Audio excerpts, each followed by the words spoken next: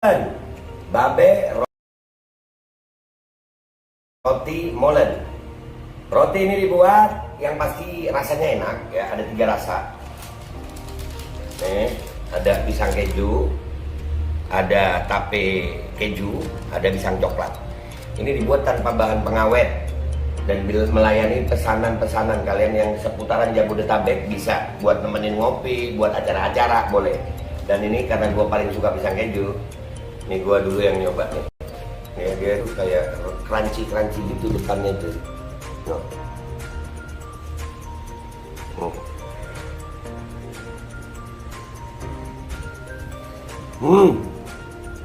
Tahu kerannya di depan nih, terus di dalamnya empuk. Ya Allah. Udah nggak usah lama-lama, lu kalau kepingin langsung pesen aja, itu ada nomor WA-nya, nanti gua kalau cantumin, ada juga IG-nya, langsung pesen, murah. Ini cuman nanti dia tanya itu 35.000 kalau nggak salah, ya.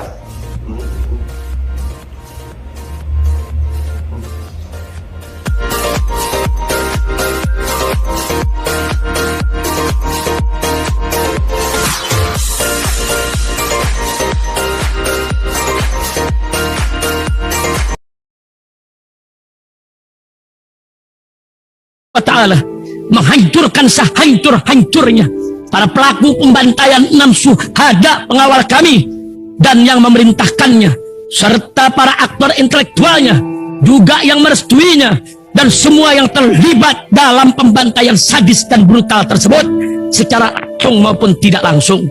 Allahumma dammirhum tadmira waqtulhum balada wala tughadir minhum ahada ya qawi ya matin ya muntaqim. Amin ya rabbal alamin. Allahu Akbar. Allahu Akbar.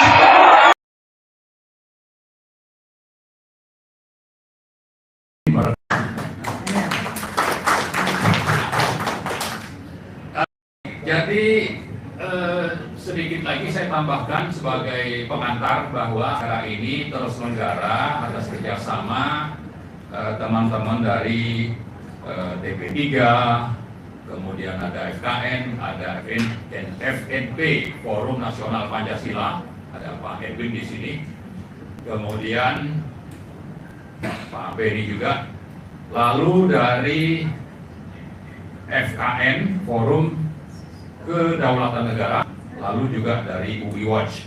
Jadi mudah-mudahan ini nanti kerjasama akan terus bisa berlanjut dan bertambah anggotanya untuk sama-sama kita menyuarakan aspirasi masyarakat, aspirasi publik terkait dengan kasus pembunuhan Brigadir Yosua Huta Barat.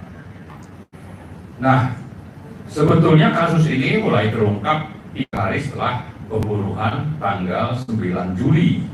Jadi sudah lebih dari 2 bulan, tapi faktanya sampai sekarang itu hasil penyelidikan kunjung selesai, sehingga penyidikan oleh Kejaksaan Agung itu tidak bisa dilakukan ya, untuk nanti akhirnya ada proses di pengadilan. Nah, karena hasil penyelidikannya sendiri belum selesai, ya kita mengkhawatirkan ini nanti mau kemana, ini kasus mau dibawa kemana. Tapi dari yang sudah dilakukan oleh polisi, kita khawatir tidak akan kemana-mana kecuali hanya fokus ke masalah perkara seksual, ya. Lalu publik kejahatan atau perkara seksual saja, lalu selesai.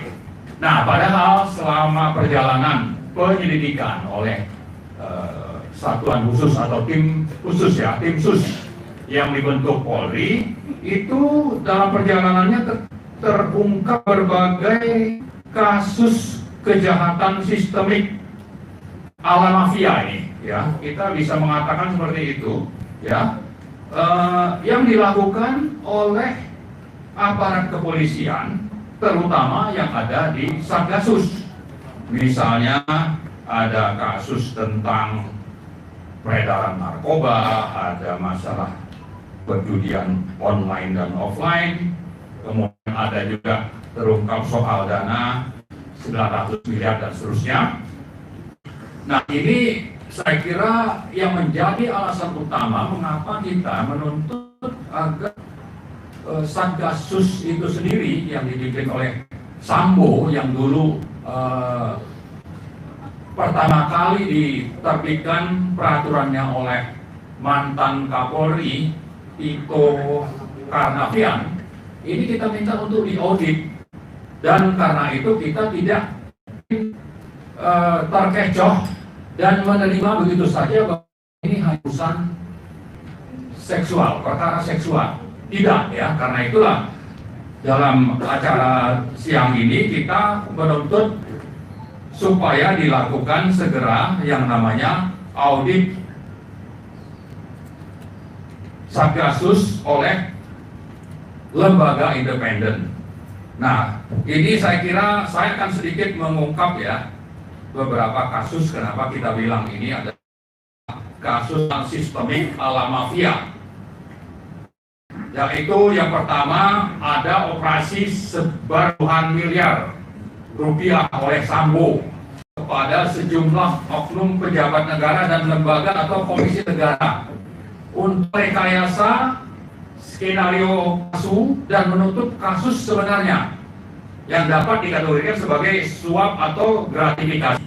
Ini kita kutip berita tanggal 17 Agustus. Dan IPW juga menyampaikan bahwa guyuran dana Sambo juga bisa mengalir ke DPR. Ini ada ceritanya tanggal 18 Agustus kalau ada yang ingin mendalami. Kemudian yang kedua, ibarat praktek geng mafia itu kan biasa berantem ya. Itu pendukung Sambo di tubuh Polri masih terus melakukan perlawanan, baik untuk menolong Sambo maupun juga mengamankan berbagai kepentingan, termasuk tentang dana besar tadi ya. Terjadi perang kepentingan di tubuh Polri. Ini beritanya awal bulan ini. Kemudian soal dana 900 miliar misalnya, komisioner membenarkan penemuan 900 miliar rupiah di Sambo. Nah, Kadif Humas Polri membantah adanya bunker di rumah Sambo, tapi Polri tidak membantah tentang temuan uang tersebut. Ya, jadi menjadi catatan kita juga nih waktu mereka menggeledah rumahnya Mr. Sambo, ya, bunker memang mungkin tidak ada, tapi uang itu ada gitu. Ya. Kemudian menurut pengacara keluarga Yosua, yaitu Bang Kamarudin Simanjuntak yang dulu pada acara kita yang pertama 2 minggu yang lalu mengatakan seperti ini. Ada aliran dana 800 juta sampai 1 miliar per bulan ya. Ini 800 miliar ini. Sampai 1 triliun per bulan antara Sambo dan ajudan. Dana tersebut bisa saja mengalir hingga jauh, ya, mengalirnya jauh gitu, ke oknum-oknum lembaga negara yang dapat tersandra mafia Sambo. Jadi yang sudah dapat aliran dana ini, akhirnya nanti karena tersandra itu tidak bisa independen lagi bersikap. Ini beritanya tanggal 15 Agustus. Kemudian ada berita di 29 Agustus tentang konsorsium 303 yang dipimpin Ferdi Sambo, diduga kuat sebagai pelindung bandar judi. Kode 303 ini merujuk kepada pasal 303 KUHP tentang tindak pidana perjudian. Lalu PPATK itu mendeteksi dana 155 triliun judi online mengalir ke sejumlah kalangan, mulai dari polisi, ada ibu rumah tangga, ada PNS dan sebagainya. Ini beritanya tanggal 13 bulan 9. Terpantau adanya jejak Sambo yang mendukung politik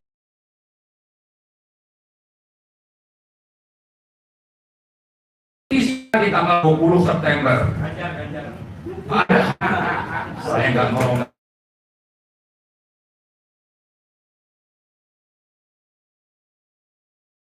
Ada hubungan antara Sambo dana judi online 155 triliun milik konsorsium 303 dengan pengusaha RBT dan Yoga Susilo dalam kaitan pemberian dukungan pada Capres 2024. Ya, tertentu. Nah, yang terakhir ini kita juga ada gratifikasi penggunaan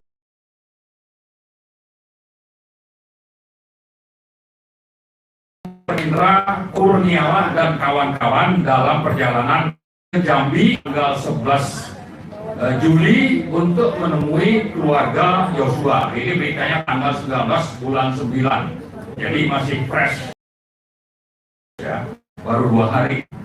Nah, jadi kita mencatat ini baru yang terungkap ya, tapi mungkin banyak yang menyimpan kejahatan-kejahatan itu. Kita di koalisi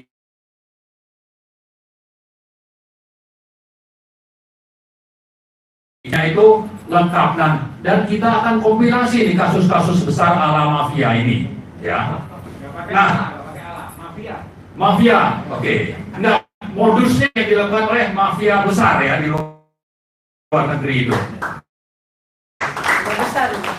Jadi karena yang terlibat dugaan kasus sadis Yosua dan berbagai kasus lain yang terungkap di atas, serta adanya jajaran perwira tinggi terlibat merekayasa skenario palsu dan hingga melibatkan lembaga-lembaga dan sejumlah komisi negara, maka kejahatan seputar kasus Sambo dapat dikatakan sebagai ultimate crime against humanity and the nation.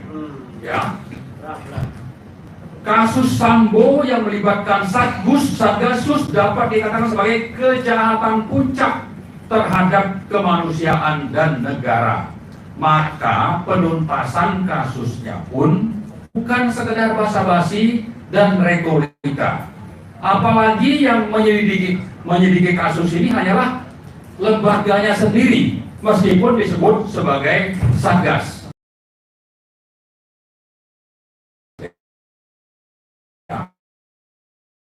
Kali meminta kasus pembunuhan Yosua diusut tuntas.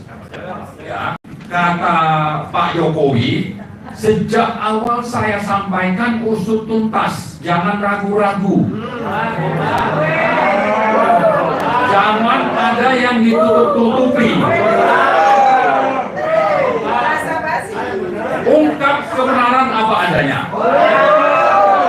Ya, ini kok pada ini retorika ya. Oke. Jadi, namun kita belum pernah mendengar sikap Presiden khusus terkait penuntasan kasus-kasus kriminal mafia tadi. Belum pernah, ya.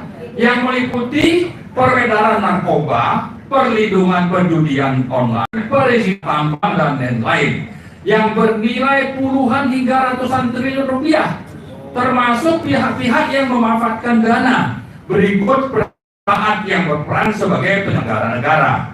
Konon nama salah satu Capres 2024 pun terungkap sebagai bakal penikmat dari dana besar tersebut.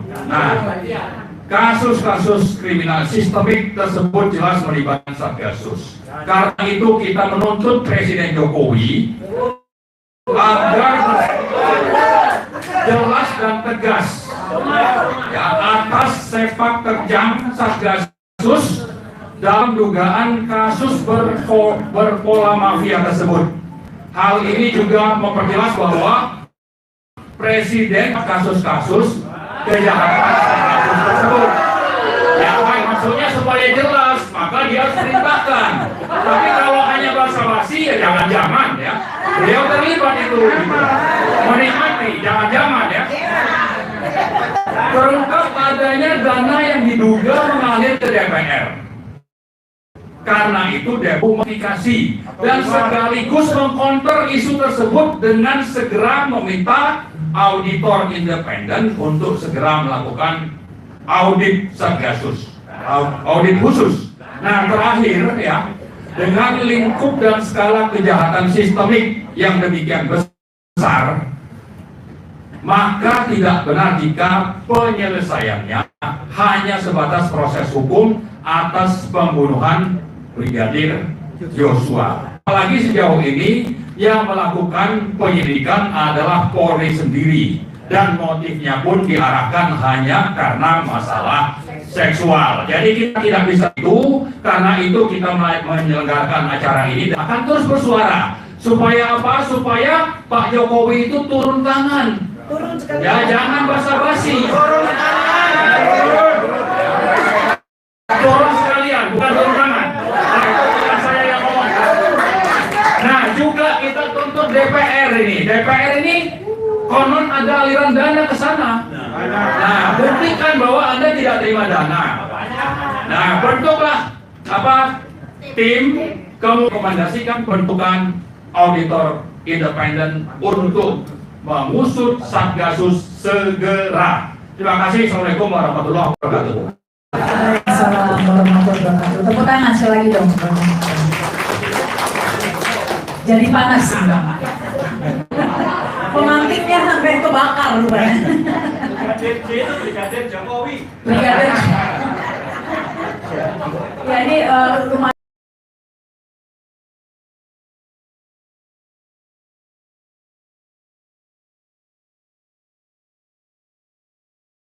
Ya, tadi sudah dijelaskan oleh Bang Marwan ya bagaimana ini gurita gitu ya, gurita jaringan Satgasus ini. Jadi bukan teroris saja yang punya jaringan rupanya ya.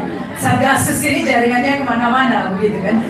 Bisa ke DPR tadi sampai ke Capres ya, bahkan kabarnya juga membiayai pilkada-pilkada dengan pemilihan, sehingga pemimpin-pemimpin itu semua ada korelasinya begitu. Itu pembunuhan Brigadir J. Dulu orang nggak ngerti itu ada Satgasus, itu kan nggak ada yang tahu ya, ada Satgasus itu. Nah, tapi kemudian pembunuhan Brigadir J ini seperti disampaikan tadi ya, dikerucutkan begitu, hanya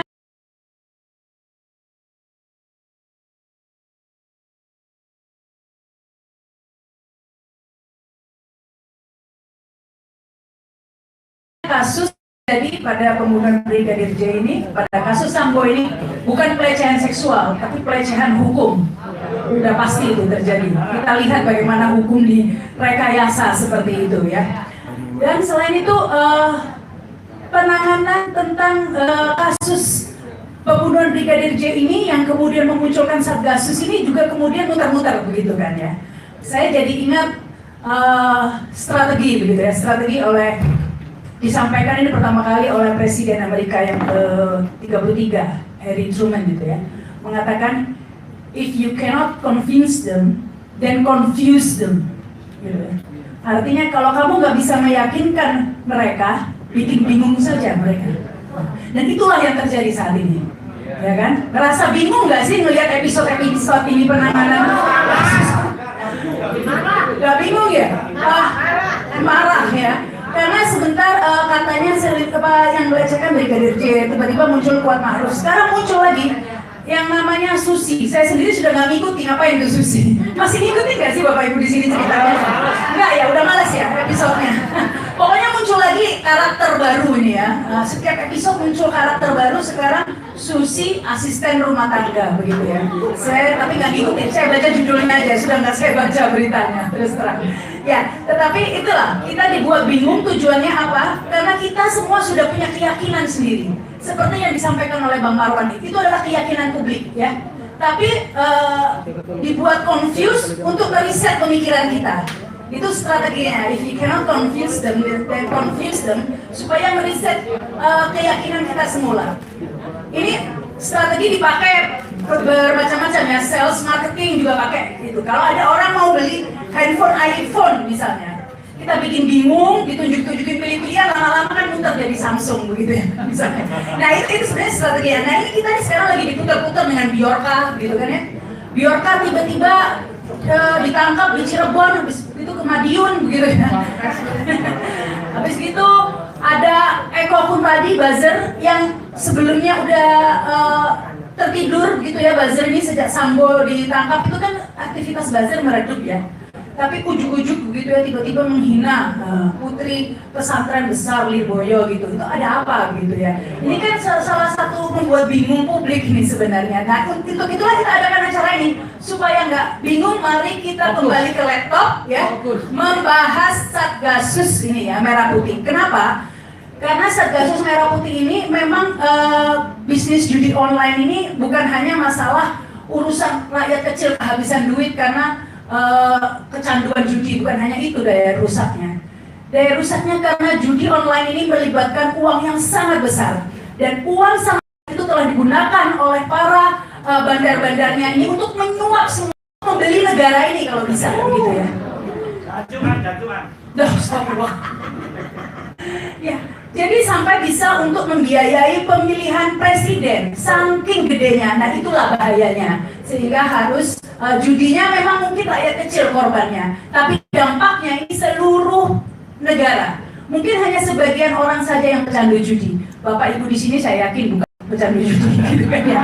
Tetapi dampaknya Bapak Ibu akan terkena pasti, ya kan? Karena suapnya ini kemana-mana mengalir, amplop coklat Sambo mengalir kemana-mana. Yang warna coklat memang kadang-kadang bikin gimana gitu ya.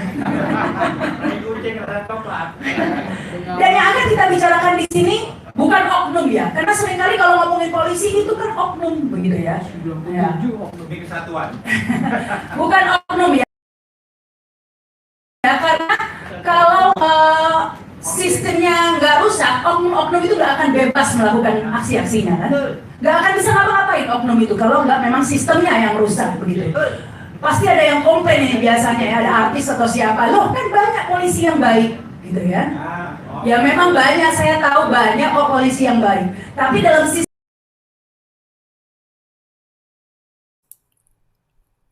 Ya, buat pemirsa channel Babe aja, minta maaf kadang jaringan di sana bermasalah ya. Tapi alhamdulillah ini paling tidak tokoh-tokoh ini sudah bersuara juga ya. Kita harus tetap ini, karena kalau dari informasi yang disampaikan Pak Marwan tadi, bagaimana pendapat publik ya, artinya publik udah paham deh ini mau kemana gitu. langsung saya berikan ya kepada, nah ini penting ini Pak Sugeng Teguh Santoso, Ketua IPW ini sudah bikin heboh kemarin ya Pak ya, dengan mengungkap di sosok pemilik private jet, belum lagi aliran dana dari Sambo ke DPR dan lain sebagainya. Monggo nih Pak. Terima kasih ya. Assalamualaikum warahmatullahi wabarakatuh. Salam sehat untuk kita semua ya. Ini kayaknya kalau Mbak Rahma sedang berorasi, mengundang saya salah nih Mbak Rahma ya. Saya ini orang yang tidak pandai ya berkata bombastis ya. Tapi berisi. Saya tidak pandai menyenangkan orang. Tapi kelembuk-kelembuk Pak.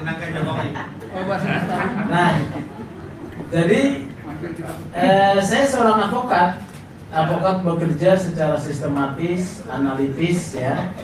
Ketika menemukan fakta, dianalisa dan tidak berusaha mengklarifikasi sesuatu itu atas dasar sistem. Salah satu contohnya ya hari ini ya, saya tidak suka dengan yang sesuatu yang bombastis kayak saya sebutkan tuh. Saya doktor, saya bukan doktor ya. Saya sekolah cuman S1 saja. Ya. Ya, jadi S1 saja saya. Ya. Jadi Kualitas. yang kedua saya mulai saja lah ya. Jadi 11 Juli 2022. Cara saya bicara begini ya, makanya sebetulnya cocoknya Kamarudin nih, Bapak undang. Sudah ya. Yang penting infonya. Ya, 11 Juli 2022 ketika masih gelap gulita terkait kasusnya matinya Brigadir Yosua, IPW melansir 3 poin. Ya, satu, bahwa perkara yang sedang terjadi adalah penuh dengan kejanggalan. Kedua, IPW meminta dibentuknya tim gabungan pencari fakta. Ketiga, nonaktifkan Sambo. Sebelum semua pihak berbicara, bahkan sebelum konferensi pers oleh Karo Penmas Brigjen Ahmad Ramadan, ya. Jadi kami sore kalau tidak salah itu mengeluarkan rilis dengan 3 poin tersebut. Malam Pak Brigjen setelah kami rilis lah, kemudian Brigjen Ahmad Ramadan menyampaikan informasi yang dibilang hoax itu, ya. Jadi bertentangan. Bahkan kemudian Kompolnas, ya, kemudian beberapa pihak tanggal 11. Tanggal 12 saya dihubungi oleh anggota DPR dengan cerita mempengaruhi cerita bahwa cerita Sambo itu adalah Sambo korban harga dirinya. Dia menyesal kenapa bukan dia yang menembak mati Joshua. Kemudian terjadi pelecehan. Tanggal 15 seorang dari Intelkam dengan pangkat kombes juga bertemu saya mempengaruhi. Tanggal 13 IPW melansir Obstruction of Justice 12-13, ya, Obstruction of Justice. Ketika ini kondisi gelap, IPW punya apa sih? Apakah IPW mendapatkan informasi akurat? Tidak, ya, tidak. IPW tidak memiliki informasi akurat. IPW hanya mendapat data dan pengecekan lokasi, ya. Jadi cara berpikir saya sebagai advokat adalah sistemik. Ketika kami tahu lokasi itu pada tanggal 12 tidak di polis lain, ini ada yang nggak beres. Ini ada perusakan tempat kejadian perkara. Hari Senin beredar informasi bahwa CCTV diambil. Ini obstruction of justice, ya. Karena kerja penyelidikan dan penyidikan, ya, adalah kerja yang cermat. Setiap fakta, peristiwa, orang, keterangan, data tidak boleh diintervensi, dirubah, dirusak. Ini penting dalam satu proses penyelidikan dan penyidikan. Dengan tidak dipolis lain, maka potensi rusaknya tempat perkara besar. Dengan diambilnya CCTV tanpa prosedur penyitaan atas perintah yang berwenang penyidik, maka tindakan tersebut ilegal. Itulah cara kerja sistemik yang harus dibangun oleh setiap pengamat supaya dia tidak misleading di dalam memberi pendapat. Kegelapan perkara itu kemudian terbukti, ya. Tanggal 12 Juli malam Kapolri mengumumkan terbentuknya tim sus, persis seperti yang disampaikan oleh IPW, melibatkan kalau IPW tim gabungan pencari fakta, kalau tim sus disebut Polri, tetapi juga melibatkan eksternal. Kami menyebut eksplisit 2, Kompolnas dan Komnas HAM direkrut. Kemudian kami juga minta bahwa pembentukan itu adalah dari kesatuan gabungan di dalam Polri. Supaya apa? Supaya ada check and balances di antara kesatuan. Karena kerja setiap kesatuan itu bisa punya kepentingan berbeda-beda. Dengan kerja yang tim sus, maka mereka akan bisa saling kontrol. Kedua, Sambo dinonaktifkan. Kenapa tim gabungan saya minta? Karena supaya kerjanya check and balances bekerja, ya, pengawasan. Kenapa Sambo dinonaktifkan? Padahal waktu itu cerita Sambo, dia menyatakan tidak ada di tempat kejadian perkara. Betul tidak? Dia sedang cek PCR. Keterangan tersebut berlangsung hampir 10 hari. Tapi IPW tetap teguh dengan keyakinan bahwa Sambo adalah pihak yang harus diminta pertanggungjawaban. Karena posisi Sambo sebagai Kadif Propam, yang peristiwa terjadi tersebut adalah tembak-menembak antara polisi, di mana kewenangan Propam ada. Saya melihat dalam satu sistem kerja kelembagaan ini bahaya kalau Sambo ada. Katakanlah kalau Sambo pun tidak terlibat, dia akan mendrive perkara tersebut sesuai keinginannya. Oleh karena itu permintaan pertama nonaktif. Kenapa nonaktif? Bukan copot. Beda nih antara nonaktif dengan copot. Nonaktif diminta oleh IPW supaya Sambo tidak berada di sekitar kewenangannya, ya, tidak berada pada posisi pengambilan kewenangan.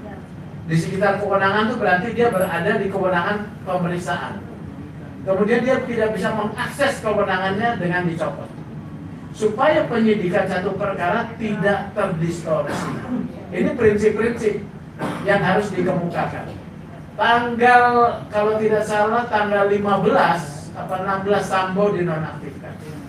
Kenapa istilahnya nonaktif? Karena belum tahu Sambo ini bersalah atau tidak. Tetapi saya mengatakan menggunakan nonaktif sebagai asas praduga tak bersalah. Ya, Sambo tetapi harus diminta pertanggungjawabannya karena terjadi di rumahnya. Ada satu pelanggaran Sambo yang sudah terjadi saat itu yang sudah kami deteksi, pelanggaran kode etik, yaitu ketidakmampuan untuk melakukan pengawasan dan pembinaan kepada anggota. Ya, dengan penggunaan pistol dan matinya Brigadir Yosua, dia sudah bisa diperiksa sebetulnya. Kalaupun Sambo tidak menjadi pelaku, dia sudah diperiksa untuk bisa diproses kode etik. Makanya dia saya minta nonaktif. Kemudian tanggal itu ya. Kemudian kami melihat lagi bahwa perkara ini, penanganan perkara, kami menyatakan pelecehan itu sesuatu yang tidak masuk akal. Ketika perkara pelecehan itu kemudian ditarik penyidikannya oleh Polda Metro Jaya, saya mengatakan ini perlawanan. Setelah semakin terang ya, ini perlawanan. Karena perkara pelecehan tersebut kalau di P21 ya, P21 itu sudah nyatakan lengkap, bisa akan menutup perkara pembunuhan, jejak-jejaknya hilang. Ya, kami sampaikan. Kemudian kami yang pertama sampaikan tersangkakan Sambo. Ya, IPW yang menyampaikan pertama. Apakah IPW punya data? Tidak. Ya, kami melakukan riset. Akhirnya data itu datang. Dan dalam perjalanan hal tersebut, kita yang pertama kali kemudian mengungkap soal konsorsium 303. Ya. Kita dapat informasi. Kadang-kadang informasi itu hanya sebagai WA tanpa data, tanpa alat bukti ya. Tetapi kita harus melihat ya, melihat ini ada korelasinya. Mengapa Satgasus? Baru saya bahas di Satgasus ya. Satgasus itu punya kewenangan untuk melakukan penyelidikan dan penyidikan kasus-kasus atensi pimpinan. Nah, ini yang bahaya. Ya. Atensi pimpinan berarti ini adalah satu kewenangan yang besar menentukan perkara mana yang akan diatensi, perkara mana yang tidak. Sementara yang akan diatensi meliputi 5 kewenangan dalam undang-undang yang kami nilai mewah, yaitu tindak pidana korupsi, tindak pidana pencucian uang, tindak pidana narkoba, psikotropika, dan IT. Ini adalah perkara-perkara yang mewah, ya, basah, ya, yang berpotensi disalahgunakan. Oleh karena itu di dalam proses tersebut kami melontarkan ada dugaan perlindungan konsorsium 303. Informasi itu kami dapat, ya. 2 hari kemudian muncullah di semua WA publik soal skema, ya. Kalau bapak-bapak kan cuma dapat skema. Kalau saya dapatnya lebih, datanya segini saya. Ya. Kalau kami buatkan termasuk, ya, data ruko-ruko yang digunakan untuk judi. Ya, ini banyak di Jakarta Utara, ya. Kemudian data percakapan beberapa orang yang ada di Satgasus yang menjadi tukang pungut store. Ya. Kemudian data terkait dengan laporan keuangan. Nah, mengapa kami diberikan? Karena kepercayaan publik ya kepada kami. Jadi tadi dikatakan polisi yang baik ada, Dan saya orangnya mau di tengah apapun saya katakan tetap oknum dan polisi. Ya, ini kerja sistemik nih. Karena kalau saudara-saudara tidak ada yang namanya institusi polisi, siapa yang mau melayani kita? Ya, bapak-bapak tidak senang dengan polisi dan ibu-ibu tidak senang dengan polisi, itu antara benci dan cinta. Senang dengan korban, Pak. Ya, benci dan cinta. Karena sistem hukum kita memastikan bahwa polisi harus ada. Karena yang harus dijaga adalah institusi polisinya. Ya, oleh karena itu ini oknum. Kemudian kita bedah Satgasus. Ya, ternyata ada 5 dasar Satgasus harus dibubarkan. Ketika kami bicara ini, besok langsung bubar itu. 1, Satgasus ini adalah polisi elit. Kedua, memunculkan demoralisasi. Ketiga, tumpang tindih kewenangan. Ya. Keempat, kemudian tidak ada dasar hukumnya, cuma seprindik. Ya. Keempat. Kemudian kelima, ya, Satgasus ini menimbulkan konflik internal. Konflik interest dan konflik internal. Bayangkan Ferdy Sambo sebagai kepala Kadin Propam, dia memposisikan sebagai kepala Satgasus sudah 3 periode. Ya, periode pertama dia sebagai sekretaris Satgasus ketika Pak Tito sebagai Kapolri, Kasatgasusnya Idam Aziz. Ya, nah Idam Aziz ini yang katanya sering disebut kakak asuh. Ya. Ketika Idam Aziz menjadi Kapolri, Sambo menjadi Kasatgasus sampai kemudian 3 periode Satgasus. Yang terakhir ditandatangani 1 Juli 2022. Peristiwa terjadi 8 Juli 2022. Ada apa? Ya. Oleh karena itu saya katakan ini konflik interest yang besar. Sebagai Kadif Propam yang tugasnya memeriksa dugaan pelanggaran kode etik polisi, dia juga sebagai Kasatgasus. Ini namanya bertentangan sekali. Bagaimana kalau tim Satgasus itu melakukan pelanggaran dalam pelaksanaan tugas? Karena dia yang harus memeriksa, maka semuanya akan ditutup-tutup. Oleh karena itu IPW mengatakan evaluasi. Ternyata evaluasinya adalah pembubaran. Ya. Jadi Pak Sigit melihat ini kalau tidak dibubarkan problem. Juga Sambo dicopot, setelah nonaktif dia dicopot. Ya. Nah, dalam proses penanganan perkara ini, apakah perkara ini jelas atau tidak? Bapak-bapak, ibu-ibu berharapnya tidak jelas ya. Termasuk Rahma, Mbak Rahma ya. Saya. Ya tadi misalnya. Ini jelas bapak-bapak, ibu-ibu. 3 klaster ya. 3 klaster kita petakan. Klaster pidana, pembunuhan, dan obstruction of justice. Klaster pidana. Klaster pertama klaster pidana pembunuhan. Klaster kedua klaster obstruction of justice dan pelanggaran kode etik. Klaster ketiga adalah klaster pelanggaran kode etik. Ini sudah terpetakan oleh kerja tim sus. Tim sus ini ada yang tidak bisa diintervensi oleh Sambo. Dia adalah ketua komisi kode etik tingkat pertama. Siapa itu? Pak Doviri, ya. Pak Doviri, beliau tidak bisa diintervensi. Jadi yang memeriksa Pak MS itu Pak Doviri, tegas PTDA. Pak Intelkam juga sebetulnya ya. Saya dapat informasi, Pak Intelkam juga yang menginformasikan pada Presiden. Jadi kalau Presiden tidak bicara 4 kali, ini belum tentu kelar nih jalan perkara nih ya. Tidak akan terbentuk proses pemeriksaan karena apa? Bayangkan, Kapolri sendiri terbuka menyatakan penyidik takut pada Sambo. Ya, kan begitu kan? Kenapa takut? Pola pikir saya sederhana, bukan takut mau digebukin, ditembak, bukan. Ketika kita masih kecil ya, kita diajarkan selalu, dan ini selalu saya pegang ya, makanya saya tidak pernah takut. Walaupun saya bukan orang yang menggebu-gebu, tapi saya tidak pernah takut ya. Begini prinsipnya, Berani karena benar, takut karena salah.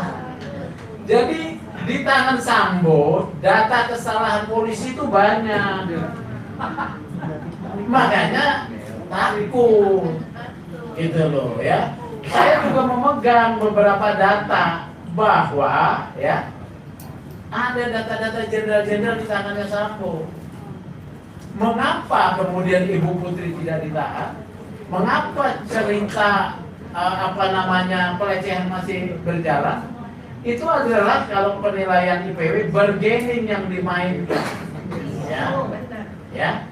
Mengapa bargaining dimainkan bisa? Karena dia punya kartu trufnya.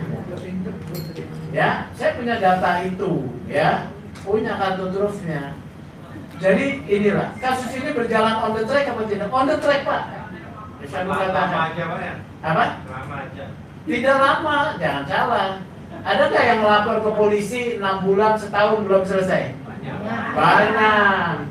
Problem utama pelayanan publik oleh polisi adalah di reserse. Berkeberpihakan, penyembunyian barang bukti, laporan palsu, intimidasi, merubah BAP, memalsukan dokumen. Ini di reserse.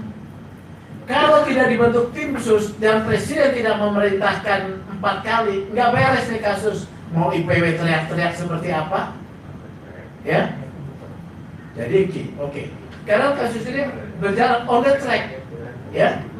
On the track kenapa? Sambo ditetap peristiwa pidana tanggal 8. Kegelapan terjadi sampai terbuka terang ketika Baradae menyatakan mencabut kuasa, ya, kemudian memberikan keterangan terbuka.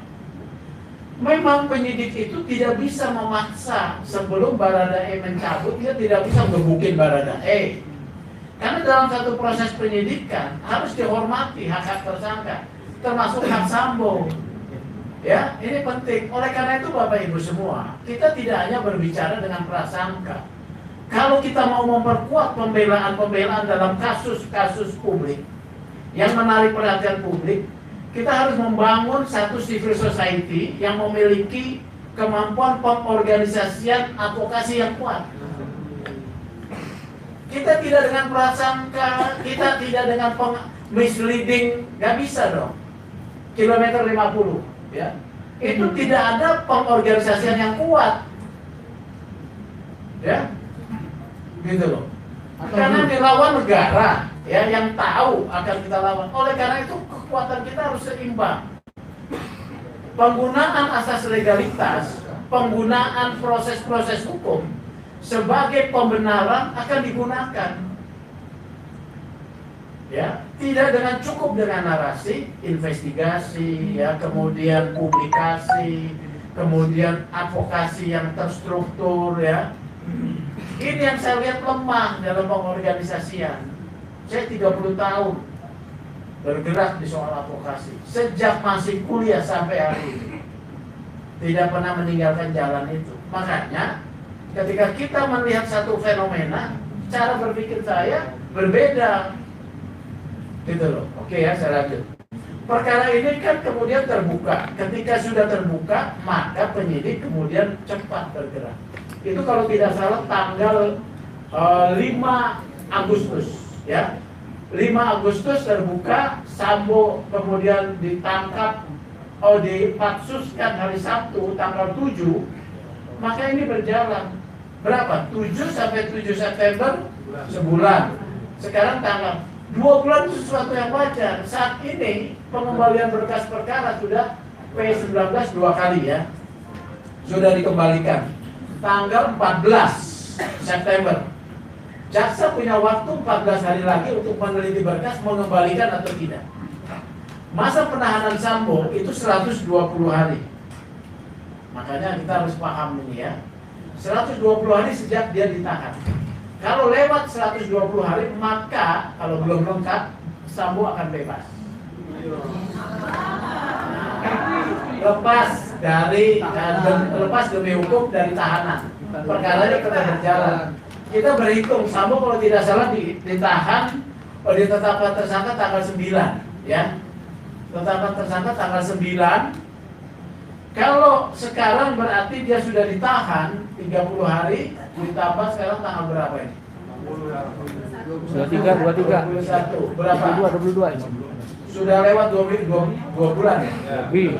2 bulan, 71 hari. Dia sedang memasuki masa perpanjangan kedua untuk 90 hari. Ya, 71. Kalau kejaksaan mengembalikan lagi dalam 14 hari ditambah 85 ya, 85 hari, maka diminta melengkapi. Kepolisian hanya punya waktu 35 hari lagi. Menurut saya sebelum 120 hari berkas ini akan P21 ya. Oke ya, jadi ini proses ini normal, bahkan karena kerja tim sus yang para senior itu berhasil, bisa, ini normal. Problem yang kedua, pengungkapan kasus ini apa? Perusakan alat bukti, Pak. Untung istrinya Cuk Putranto ya, ketika penggeledahan ke rumahnya itu kan CCTV-nya dirusak. Ada di rumahnya barang bukti ini. Oleh karena itu kan Cuk Putranto kena kode etik PTDH, kena juga dia yang namanya obstruction of justice. Apa itu obstruction of justice? Obstruction of justice adalah tindakan menghalangi penegakan keadilan dengan merusak itu. Nah, istrinya tiba-tiba memberikan satu flash disk. Rupanya CCTV tersebut dikopi ke flash disk tersebut. Ketika dibuka, ketahuanlah Sambo ada di lokasi. Yes. Ya. Kan isunya dia ada PCR di luar. Isu yang PCR di luar juga nggak benar gitu ya. Orang masa bintang 2 PCR di luar ya. Tetapi kan kalau polisi bekerja bukan prasangka. Penyidik makanya pelit bicara itu dia tidak boleh berbicara sesuatu yang belum diklarifikasi. Kalau IPW ngomong boleh bebas, Mbak Rahma ngomong boleh bebas. Kita diberikan yang namanya kemewahan demokrasi untuk berbicara. Yes. Ya, jadi begitu. Tetapi batas demokrasinya adalah hukum. Saya ada potensi dilaporkan oleh RBT, ya. Dan harus saya tanggung omongan saya yang mungkin salah. Ya. Dilaporkan FS. FS enggak lah, ya. Yes. YS enggak, ya. Jadi oke. Jadi itu kasusnya. Nah, sekarang kembali kepada soal ini, flight pesawat terbang itu. Ya, kita juga nggak punya data. Waktu setelah kita kerja, nah informasi masuk, ya. Jadi register pesawatnya kita dapat, jenis pesawatnya Hawker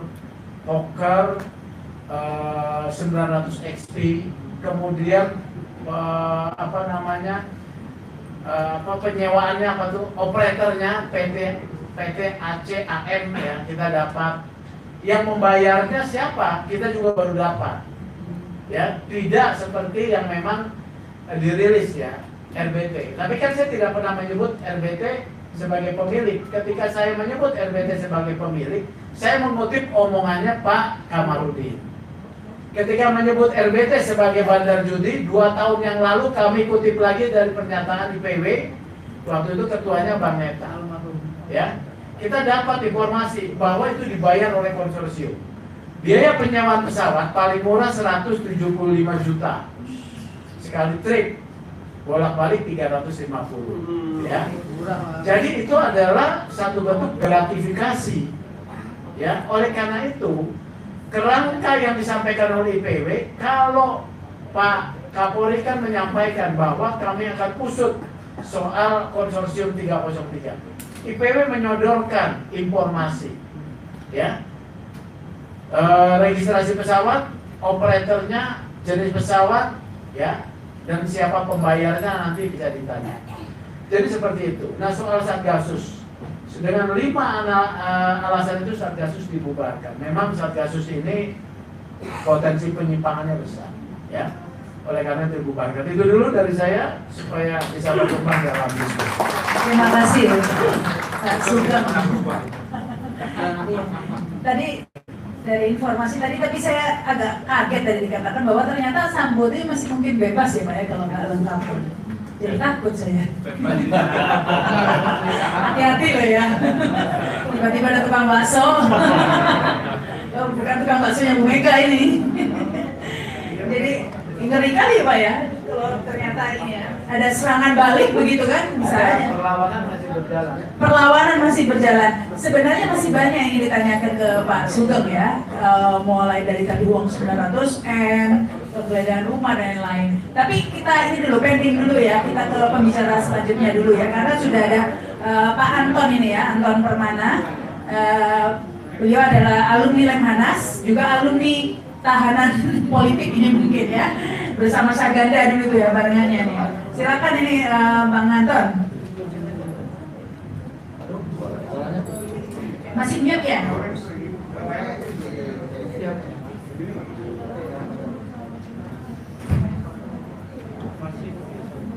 Masih mute?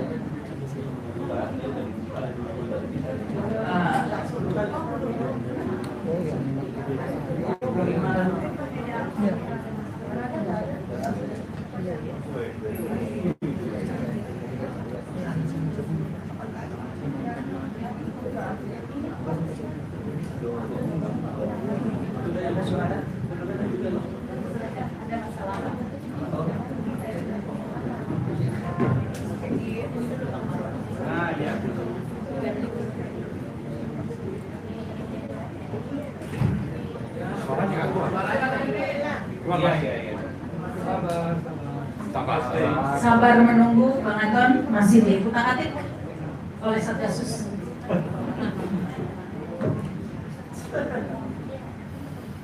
Oke. Oh, di kita aja malah nggak keluar.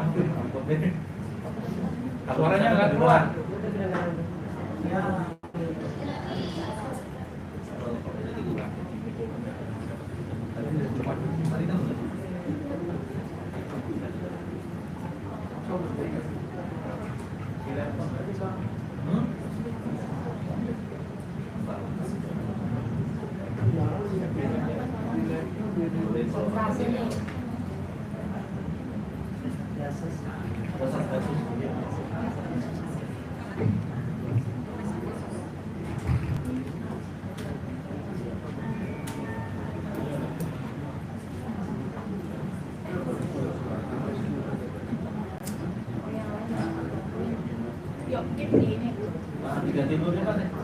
Ya, mungkin sambil menunggu. Gimana Bang Marwan? Pak ini coba Pak Haris.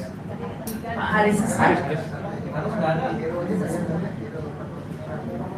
Ya, mungkin sambil dekat-dekat saya mau sedikit aja ya. Ya, karena kan kasus tadi disampaikan oleh Pak Sugeng ya, sebenarnya sudah on the track begitu. Tapi kayaknya on the tracknya ini tetap kasus pelecehan ini Pak Sugeng ya. Makanya saya jelasin. Ini sambil nunggu Pak Sugeng.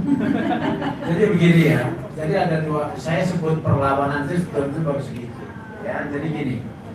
Tanggal 5 Agustus itu sudah ada perlawanan pergerakan 20 anggota polisi di luar kendali komando. Ini pelanggaran ya, pertama ya, di rumahnya. Waktu itu Pak FS sebetulnya mau diambil tapi tidak jadi. Pertama.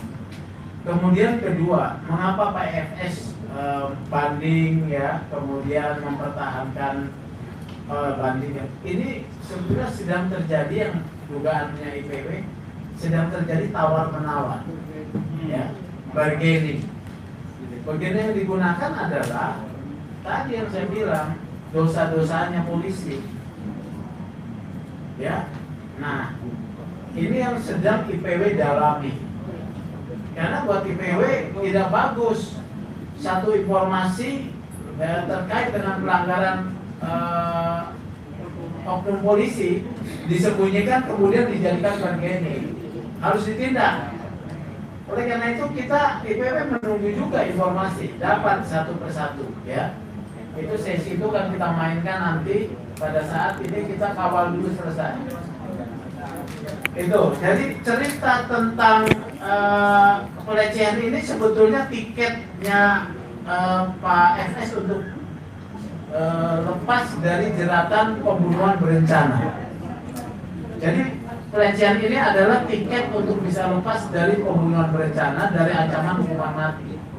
Karena dengan adanya pelecehan, kemudian ada kemarahan, ya, dalam waktu yang pendek antara Saguling dengan Duren 3, unsur pembunuhan berencana ini bisa lemah, ya. Kecuali persiapan itu sudah dilakukan sejak di Magelang. Nah, konstruksi ini yang sedang ya, gitu ya. Gimana? Itu Bapak kan pembicara dulu.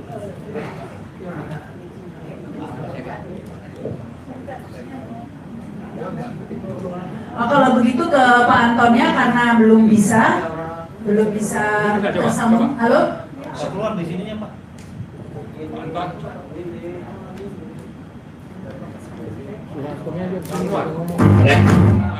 ini. Dengar Pak. Dengar semua. Kita dengar semua. Kan dengar ini, nah ini kan bisa. Oke. Oke. Di sini suara dengan jelas kok katanya. Ya. Silakan. Pak Anton atau Pak? Baik. Silakan ini Pak Anton. Oke, siap. Terima kasih. Assalamualaikum warahmatullahi wabarakatuh. Salam sejahtera kita semua. Dan salam hormat bagi Indonesia pembicara terdahulu. Ada orang saya, Pak Dr. Mawan Batubara, Pak Dr. Sugeng. Saya tetap dokter, walaupun dia mengambil S1, tapi ilmunya ada sekitar dokter. Pak Rahma Sarita dan rekan-rekan Pak Maria Hazar, Pak Mudanya Akbar, dan Bunda Ibnu Tabara, dan seluruh rekan-rekan yang ada di studio maupun yang ada di studio Pak Sasi.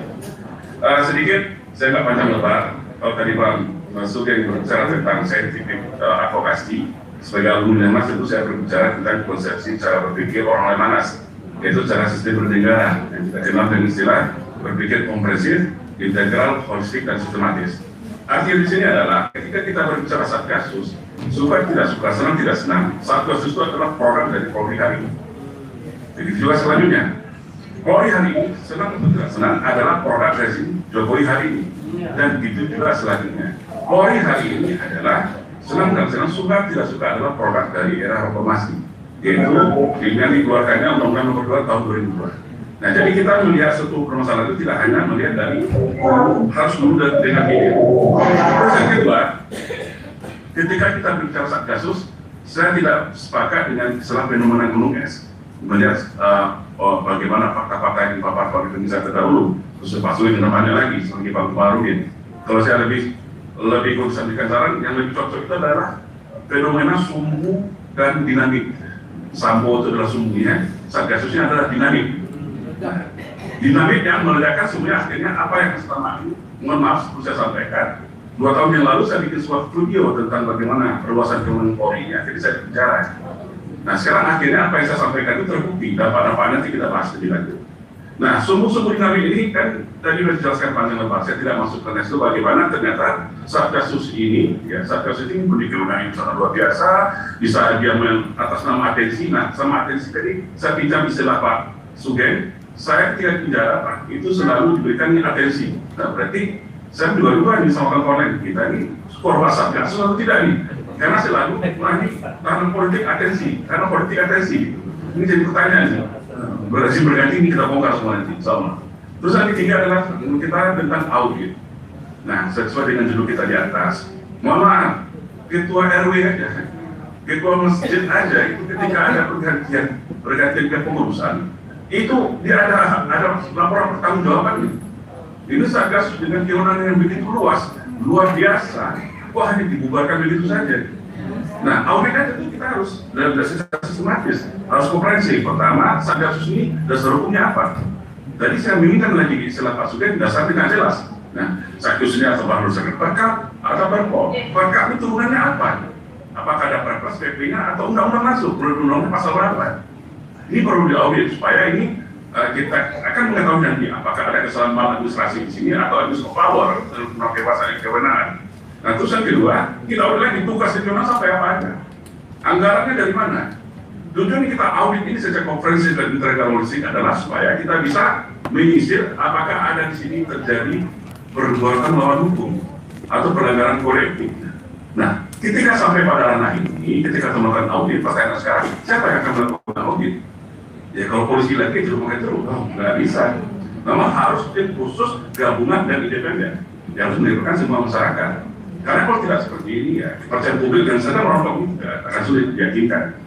Nah itu saya dapat, karena ini adalah produk sebuah undang-undang polri dan sebuah produk politik, tentu kita perlu evaluasi payung yang memenuhi kewenangan polisi di sendiri, itu Undang-Undang Nomor 2 Tahun 2002. Nah, begitu luasnya perspektif tentang Undang-Undang Nomor 2 Tahun 2002 ini, saya hanya melihat ada tiga yang paling pokok di sini.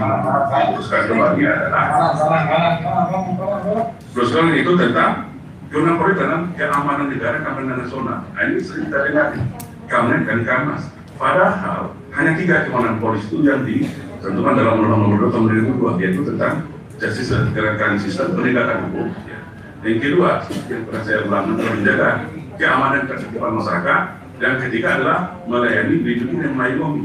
Tapi kita selalu mendengar istilah ada Kamnek dan Kamnas, sehingga seolah-olah polisi itu bisa memiliki keamanan yang sangat luas. Kalau kita berbicara tentang national security, ini sangat luas. Ada keamanan laut, ada keamanan darat, ya, ada keamanan nasional itu sangat luas. Nah, mungkin hanya bisa dipegang oleh satu institusi polri. Ini harus merupakan, kalau tidak salah itu secara keamanan nasional kita rancang ada 7 institusi. Termasuk ada TNI di situ, ada BIN, ada kejaksaan, ada imigrasi. Begitu luas keamanan nasional ini kalau kita berbicara tentang teorinya. Nah, terus yang kelima, yang selanjutnya dalam evaluasi itulah evaluasi seperti yang disampaikan oleh Pak Jenderal Gatot ya, kepada 1 minggu lalu tentang Perkap Nomor 7 Tahun 2020, di mana dalam Perkap 7 itu seolah polisi ini seakan-akan memang disiapkan kebal hukum. Ya. Sebuah keputusan, saya sangat tahu filosofisnya. Ketika TNI Polri berkata, kalau TNI ketika dia melakukan kesalahan dia tidak bisa diproses di pidana umum, harus melalui pidana militer atau kriminal. Lalu Polri bagaimana? Makanya dia bikin Perkap Nomor 7 Tahun 2022. Tapi bukan berarti bisa bayangin seorang kapolri setelah 3 tahun dalam pasal Perkap Nomor 7 2022 itu bisa menganulir keputusan peradilan. Ini kan perlu sebuah yang kita menjadi catatan kita semua pada hari ini. Nah, dan terus yang terakhir perlu saya sorot di sini adalah ketika melakukan Polri audit ini, ya, Polri itu mohon maaf, ada yang kelupaan tentang polisi Undang-Undang Nomor 2 itu, keduanya adalah tentang bagaimana polisi itu harus konsisten. Ya. Polisi itu akan tetap menjadi sebuah kombatan atau non-kombatan. Tapi MPR Nomor 6 Tahun 2006 itu memisahkan Polri dengan TNI itu supaya polisi ini menjadi polisi yang humanistik, tidak jauh-jauh dari militeristik. Tapi sekarang kenyataannya kita lihat bagaimana polisi juga punya tempur dan gaya-gaya juga sangat militer. Nah, dalam sebuah diskusi saya menyampaikan kalau memang Polri itu tetap mempertahankan gaya militeristiknya, ya otomatis Polri kembali lagi dengan TNI. Karena siapa yang akan mengontrol? Yang bersenjata ya otomatis orang yang bersenjata bisa mengontrol, bisa mengawasi. Nah, tapi kalau Polri ingin mandiri, ya otomatis dia membubarkan polisi tempurnya. Nah ini satu bahasan ke depan yang perubahannya jadi tidak hanya sebenarnya kita dilenakan oleh kasus uang lah, kasus seksualitas lah, itu semua saya sangat recehkan menurut saya karena ada sebuah kejahatan besar, skandal besar yang kita dibantu dan oleh tangan-tangan Tuhan ya, kalau istilah Pak Mahfud itu namanya hukum otonom sehingga ini terbongkar. Nah satu lagi yang perlu saya sampaikan di sini adalah kita juga dibantu sebenarnya oleh ada persaingan internal polisi itu sendiri. Saya nggak yakin informasi yang beredar ini dugaan saya oleh klarifikasi nanti itu hanya sebuah berita-berita yang turun dari langit. Kalau kita sama tahu lah kita pasti punya akses jaringan ke teman-teman dari Polri. Ya. Pasti kita dibantu oleh karena ada konflik di pertempuran antara elit Polri itu sendiri yang sehingga mengambil kesempatan dengan kasus ini. Sehingga ini ada kesempatan mereka untuk melakukan perlawanan. Ya, bisa saja orang-orang tersakiti, orang-orang tersingkirkan, orang-orang yang selama ini tertekan, atau saya berharap orang-orang memang polisi-polisi masih punya integritas. Polisi-polisi yang memang polisi yang ingin polisinya adalah polisi yang melindungi masyarakat sebagai seorang penegak hukum. Nah, kita tentukan oleh kondisi ini. Jadi ketika ada yang berani bicara saja, untunglah. Kalau dulu saya langsung di penjara ini agak bebas kan saya sebuah kemajuan yang luar biasa di Pak Rahman Syariah.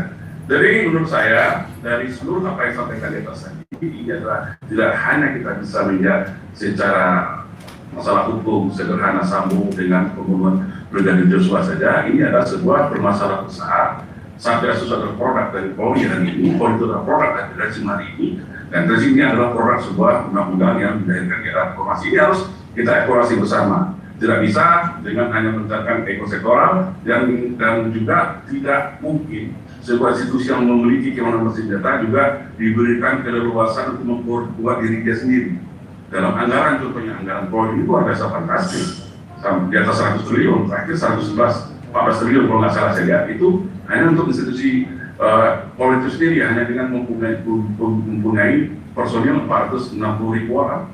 Sedangkan TNI yang hampir sama jumlahnya, punya pesawat tempur, itu 132 triliun dibagi 5. Nah ini kan permasalahan ini, semuanya harus kita lihat, sehingga mulai melahirkan kesimpulan institusi lain.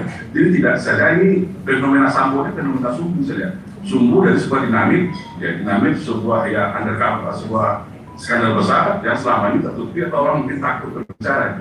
Orang takut berbicara, ya sedikit ditangkap. Sedangkan tak ada salah pun dipenjarakan. Contohnya saya sendiri, sampai sekarang dalam kondisi saya itu tidak tahu mana yang dikatakan bohong, mana yang dikatakan itu menghasut, mana itu yang bicara tidak ada pernah sampai sekarang. Tapi faktanya saya berbicara. Selalu saya sempat teguh. Ibu Irma yang sekarang ini bisa ngomong apa saja. Kalau dulu saya di pengadilan, tangkap dulu, dibicarakan dulu. Masalah alasan argumentasi nanti. Padahal apa yang saya sampaikan itu adalah sebuah kajian, tidak tahu semuanya. Itu sebuah kajian di 3 koper, sebuah referensi, dan itu semua nggak didengar. Itulah produk hukum kita. Nah, saya berharap dengan kejadian Sambo ini kita wajib melakukan audit tahun depan, karena wajah Polri sangat dipertaruhkan saat ini, wajah himbauan dan minta joki sangat ditentukan pada hari ini. Jangan sampai kepercayaan masyarakat rontok, runtuh. Bayangkan kalau tidak ada himbauan Polri lagi sebagai penegak hukum. Bayangkan kalau tidak ada himbauan pemerintah lagi sebagai yang kita berikan amanah tentang pemerintahan. Jadi apa negara kita ini? Jadi negara mafia. Semuanya bebas. Siapa yang kuat berkuasa, siapa punya uang berkuasa. Jangan salah-salah, masyarakat diam bukan berarti takut. Masyarakat Indonesia menerima bukan berarti dia tidak peduli. Dia hanya melihat momentum. Ini hati-hati diperingatkan kepada elit pemerintah, elit politik dan juga elit Polri. Manfaatkan momentum Sambo ini menjadi cuci tangan ya untuk membersihkan Polri itu. Karena saya sepakat Polri itu adalah sangat mencintai masyarakat dan juga punya harapan besar terhadap Polri sebagai penegak hukum. Kalau penegakan hukum itu bisa diselenggarakan dengan baik di bangsa negara kita, itu akan ada ketertiban dan kedamaian. Mungkin sekian dari saya, Pak Rahmat, seperti kita, nantinya kita akan lanjut dengan diskusi. Terima kasih. Assalamualaikum warahmatullahi wabarakatuh. Waalaikumsalam warahmatullahi wabarakatuh. Sudah hadir juga nih Bu Irma Huta Barat, selamat datang Bu. Thank you ya, sudah sekiranya tadi nggak muncul. Yes. Nah, tapi kita akan ke Pak Beni Akbar Fatah dulu dari FNP. Ini silakan ini Pak Beni.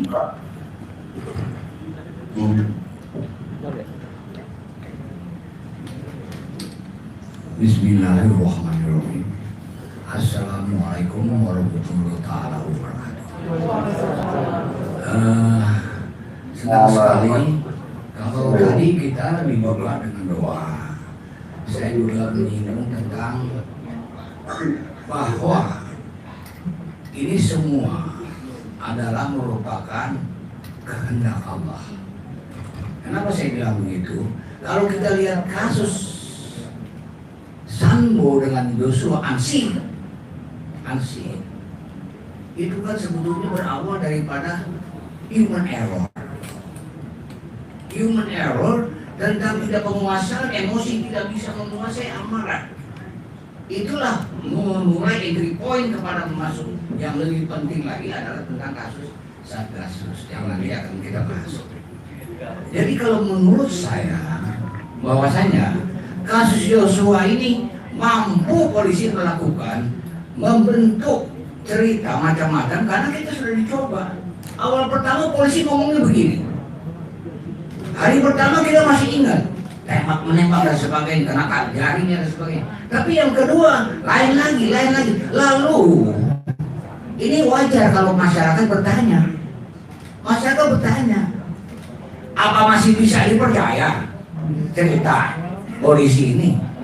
Ya walau alam. bodoh alam, kita nggak tahu itu bisa atau enggaknya. Itu yang pertama. Jadi saya lihat bahwasanya bukan saya mengatakan tidak penting. Kasus murder ini, status pembunuhan ini adalah merupakan entry point. Sepertinya Tuhan kasih jalan ini. Sebetulnya masalah pembunuhan itu penting, memang bukan kita sepelekan, tidak, itu penting, tetapi di belakang itu ada juga penting. Lahir Satgasus Merah Putih. Waduh, serem banget ini. Dan ini kalau kita melihat, ya kan, kalau kita melihat, kalau tentang pembunuhan udah jelas, mungkin tadi Pak Sugeng udah jelaskan ya, tentang bagaimana sanksi-sanksi daripada apa yang dihadapi oleh Sambo dan kawan-kawan. Itu jelas, itu semua kelihatan. Tetapi apa yang dilakukan Satgasus Merah Putih ini justru, contoh, saya kasih ingat, pada waktu itu keluar berita ada 900 miliar. Oh, kaget-kaget kita. Gila. Di TKP malah katanya. Kita juga nggak tahu TKP yang mana ini. Tapi itu benar. Nggak ada yang bantah. Polisi juga nggak bantah.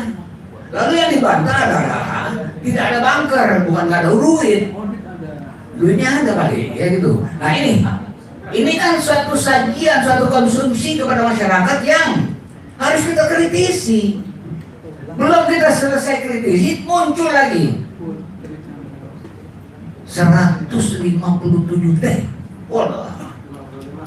Saya masih berpikir saat itu, mungkin ini anggaran Polri kali, ya kan? Oh enggak, ini ada urusan IT.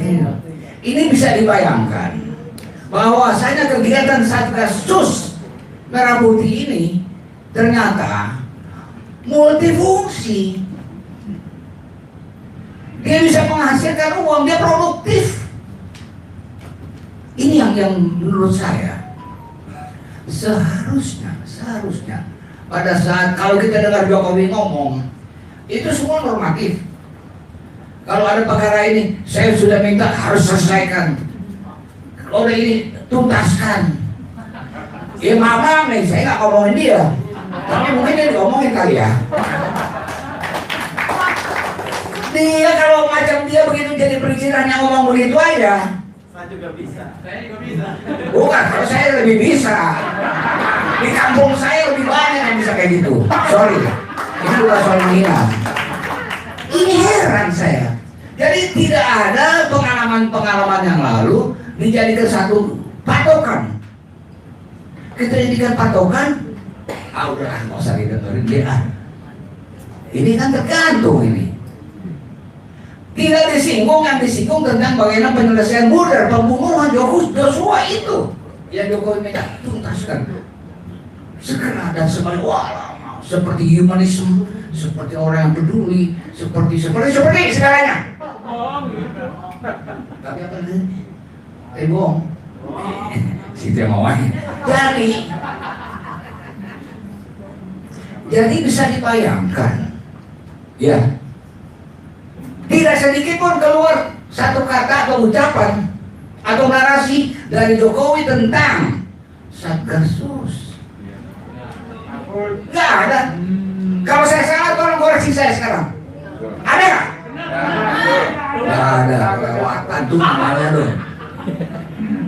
Karena dianggap bahwasanya kita sekarang ini kita semua jangan sampai terjebak lagi. Kalau tadi Pak Sugeng sudah jelaskan tentang proses pidana dan sebagainya, itu kita sudah berharap bahwa selesaikanlah soal pidana. Tapi soal Satgasus nggak begitu segampang itu.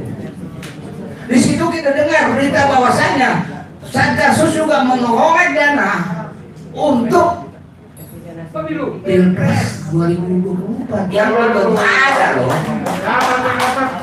2024 kan impian ini. Impian oleh mereka juga impian daripada orang-orang yang bangun tidur pengen jadi presiden, banyak deh sekarang di mana-mana. Nanti dokter bisa daftar itu. Semua banyak. Kita ini ya kebetulan ya, saya kebetulan udah ada usia. Saya 66 di penjara, 74 di penjara, 78 target operasi, 98 baru selesai, dan terakhir 99 saya adalah wakilnya Rudi ini menyelesaikan KPU. Jadi istilahnya memang saya harus katakan itu bahwa saya ini udah kenyang pengalaman. Saya udah bisa mencium. Ini kan tuh siapa ini saya udah tahu. Ini mau kemana? Nggak main-main. Kita bicarakan secara konsentrasi 157 triliun. Uang itu kalau dijajarin sama Sulaiman Maroke dulu. Iya betul. Ya? Bayangkan. Nah ini bahaya buat kita semua. Jadi maaf Pak Sugeng, tadi Pak Sugeng lebih menegaskan bahwasanya tekanan dari IPW sehingga dibubarkan dengan Satgasus. Tetapi sebetulnya saya dari awal berpikir, ini makhluk kalau belum selesai urusannya dibubarkan, ini yang bikin malah saya pusing. Betul lah? Betul. Belum jelas. Lalu kita mau audit Satgasus mana? Ini dua kita nggak tahu. Tahu-tahu beritanya produktif, begini, dan sebagainya. Oh itu dulu Bung, tunggu Bung, sabar. Kita masih ada waktu. Kita masih ada waktu. Siapa yang bertanggung jawab atas Satgasus Merah Putih ini? Siapa? Kemanapun sampai ke bawah pasti ke atas apa lagi? Terus takut untuk menyeret. Presiden J.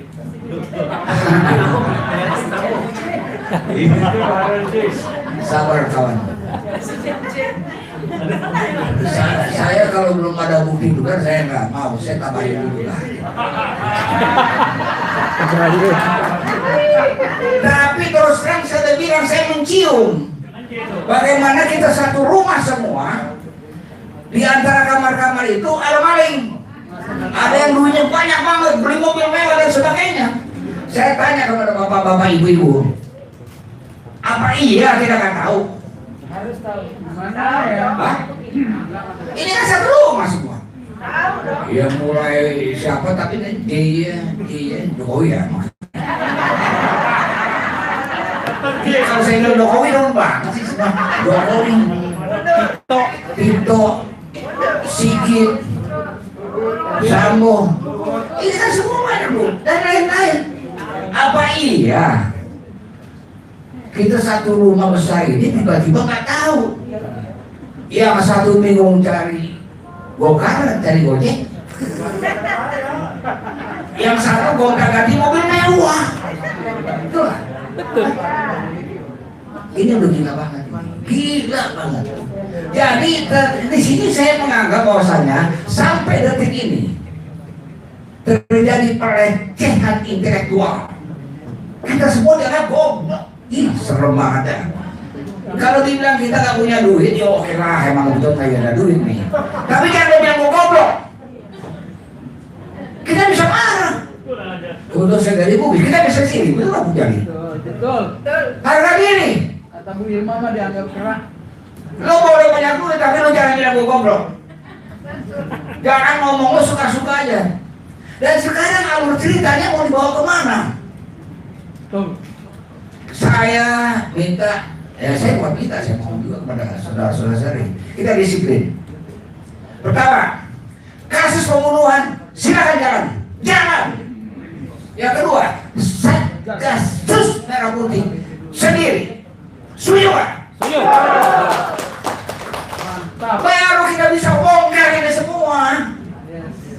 Tadi kawan Teguh bilang, itu antara takut sama berani kan beda tipis tuh. Takut karena kita salah, berani karena kita benar.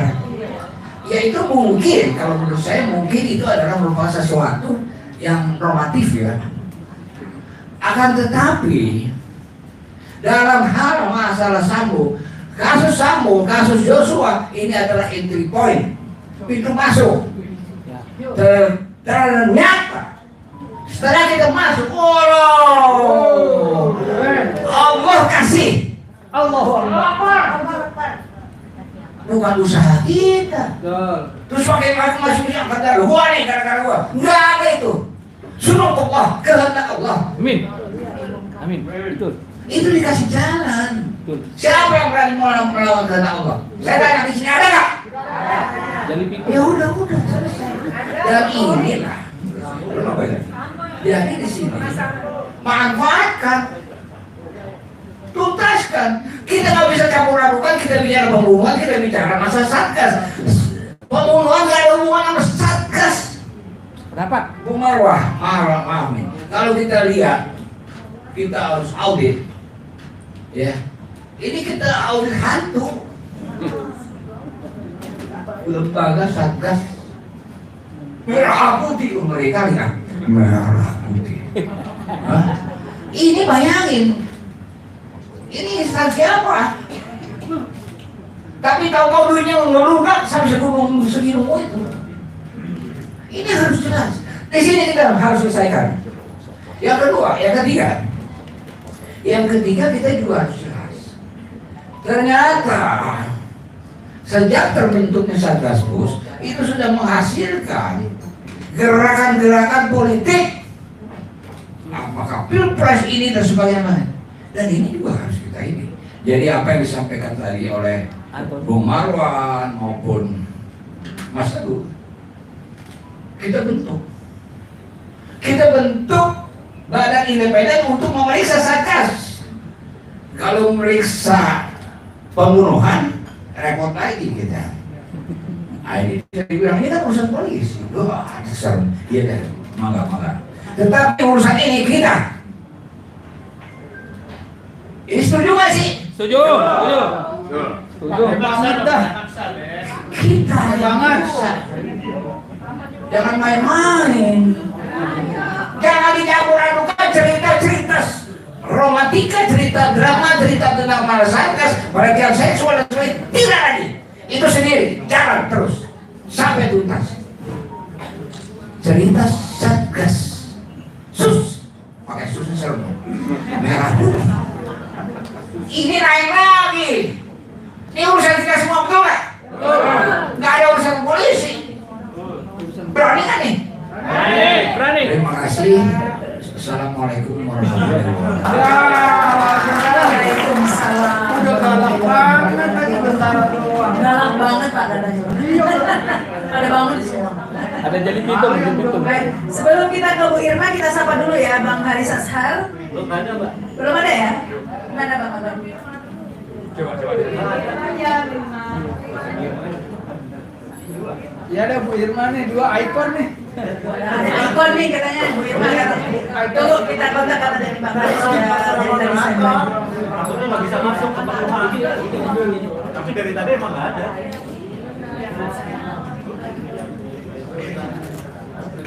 Ya, sambil tadi dikomentari benar juga ya, apa kata Pak Benny tadi ya, kalau pembunuhan Brigadir J sampai 4 kali Presiden Jokowi maksudnya.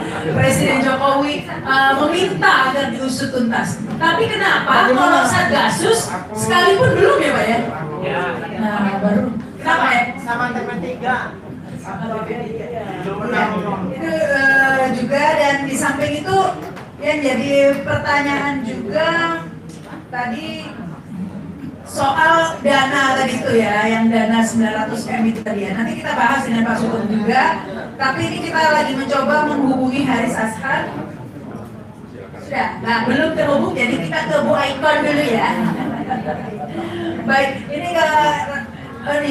di jam-jam segini ini tepat sekali di Bu Irma Huta Barat ini, silakan Bu Irma. Soal Satgasus ini memang mengemuka setelah pembunuhan Brigadir J ini ya. Tidak bisa dipisahkan meskipun berusaha dipisahkan ya. Pelecehan seksual saja, tapi sebenarnya tidak bisa dipisahkan. Silakan Bu Irma. Terima kasih Rahmat. Assalamualaikum warahmatullahi wabarakatuh. Salam sejahtera buat kita semua. Kalau saya sekarang ini karena ada podcastnya, Horas Inang, jadi saya kasih salamnya Horas. Horas Inang. Horas Inang itu artinya salam sejahtera bagi kita semua. Jadi subscribe ya, biasa subscribe. Iya, benar. Horas Inang, subscribe sekalian. Subscribe Horas Inang supaya perjuangan kita lanjut terus, ya kan? Saya ucapkan terima kasih Bang Marwan, Rahma, dan teman-teman sudah diundang lagi. Jadi melihat judulnya, ini kan Satgasus Merah Putih. Saya selalu mengatakan bahwa kenapa saya bisa berada di sini, ya kan? Pertama, karena saya seorang Huta Barat, lalu saya juga seorang ibu, dan kita mau berhenti dulu nggak Azan? Ya. Woi, subhanallah. Terima kasih banyak. Luar biasa. Kita break azan sebentar ya. Terganggu ruh saya kalau kita mau ngobrol. Tunggu azan ya. Mari Mama Ibu.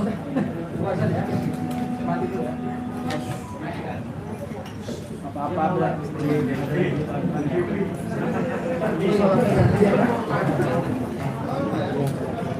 Sholatnya gantian.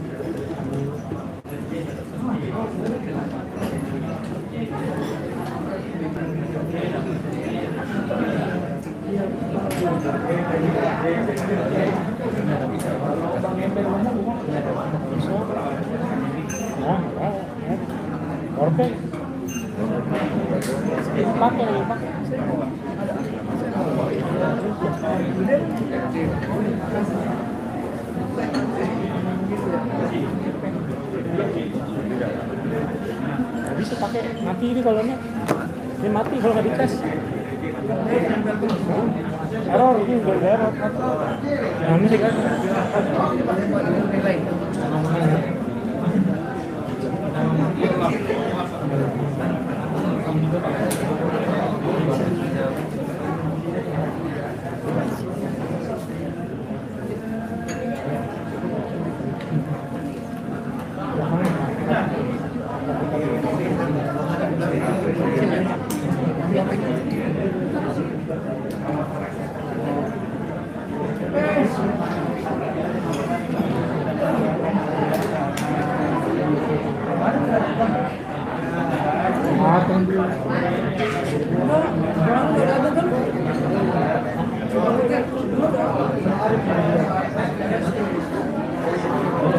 Didorong.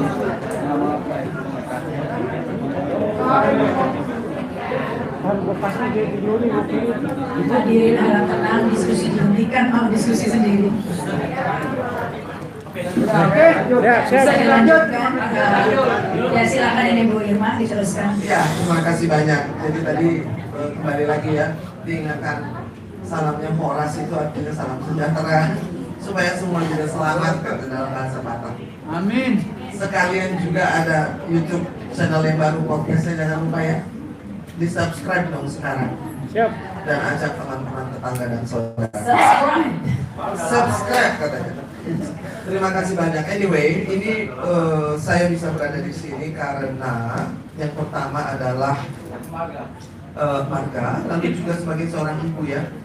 Ketika saya mendengar tangisan dari Ibu Rosti Simanjuntak itu seperti teriris-iris hati saya, dan juga air matanya itulah menurut saya yang sudah membelah langit dan menggerakkan Satgas Surga sehingga kita berada di sini semua. Ternyata yang kita hadapi itu adalah jauh lebih besar daripada sekedar pembunuhan seorang polisi atau ajudan saja, ya kan? Dari awal sudah ada rekayasa di dalamnya, dan saya bolak-balik mengatakan bahwa jangan-jangan ini bukan yang pertama obstructions of justice, bukan yang pertama juga ada rekayasa, dan bukan yang pertama juga orang yang dibunuh kemudian difitnah. Jadi ketika ini terbuka, maka kita bisa melihat bahwa mungkin ini sudah sering dilakukan, ya kan? Ada kasus-kasus lain yang kita bisa lihat kesamaannya dari KM 50 atau Kejaksaan Agung atau juga petugas-petugas TPS yang mati sia-sia yang sampai hari ini juga masih belum jelas. Tetapi kasus ini menjadi sangat besar magnitudenya karena kemudian rekayasa itu gagal ketika seorang ibu meraung-raung, meratapi, dan kemudian disiarkan melalui, kita harus ingat pertama kali itu disiarkannya melalui Facebook dari Rohani Simanjuntak. Pada waktu itu jenderal yang naik private jet itu menyita semua handphone, tidak boleh ada yang merekam, lalu tidak boleh ada yang di sekitar itu, tapi terekam juga gambar itu. Nah kemudian gambar itulah yang membuka mata banyak orang betapa semena-menanya kelakuan para penegak hukum itu di saat mengantarkan jenazah. Nah, dari saya sudah beberapa kali menemui keluarga Joshua dan ibunya itu sudah bisa mengajar lagi sekarang. Tapi yang sangat diinginkan olehnya adalah bagaimana kasus ini bisa terungkap. Lalu juga ada masalah mengenai tabungan Joshua yang pada tanggal 8 diambil, tapi tanggal 11 itu ada uang yang keluar dari sana. Nah, dulu kan kita ada namanya beranak dalam kubur ya, ingat? Yes, itu ada film beranak dalam kubur. Kalau ini ada transaksi, yes, and transfer dalam kubur. Karena tidak perlu pergi ke bank dari handphone ya. Nah, handphone yang hilang itu tidak pernah di trace atau dipertanyakan. Kalau kita dengar ceritanya Don Vito Corleone, don't chase the person, but chase the statement, bank statement. Ya kan, jangan telusuri orang, yang telusuri uangnya. Orangnya bisa di mana saja. Ini kan judulnya adalah audit, ya kan. Mungkin tidak mudah mengaudit, tetapi bisa dilakukan. Lalu juga soal tabungan-tabungan yang raib atau lenyap, ya.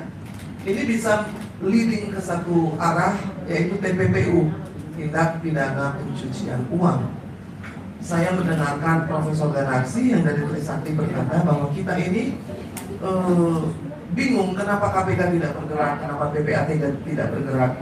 Apakah lazim seorang nyonya membukakan rekening 4 untuk satu ajudan? Kalau ajudannya ada 8 kali 4 dong.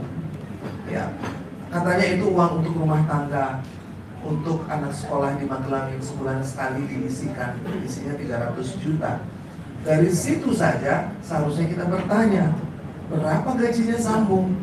Masa iya uang untuk anak-anak yang dikasih ke ajudan 300 juta? Jadi hal seperti itu seharusnya PPATK bisa langsung turun tangan dan memeriksa tanpa harus ada pengaduan. Karena ini kasus yang bisa membuka kemana-mana dan memerlukan banyak lembaga negara untuk mencermati dan melihatnya. Kalau tidak salah, Saur Siagian sudah melaporkan soal dorongan amplop ya, yang diberikan kepada LPSK, kepada KPK. Tapi belum ada tindak lanjutnya.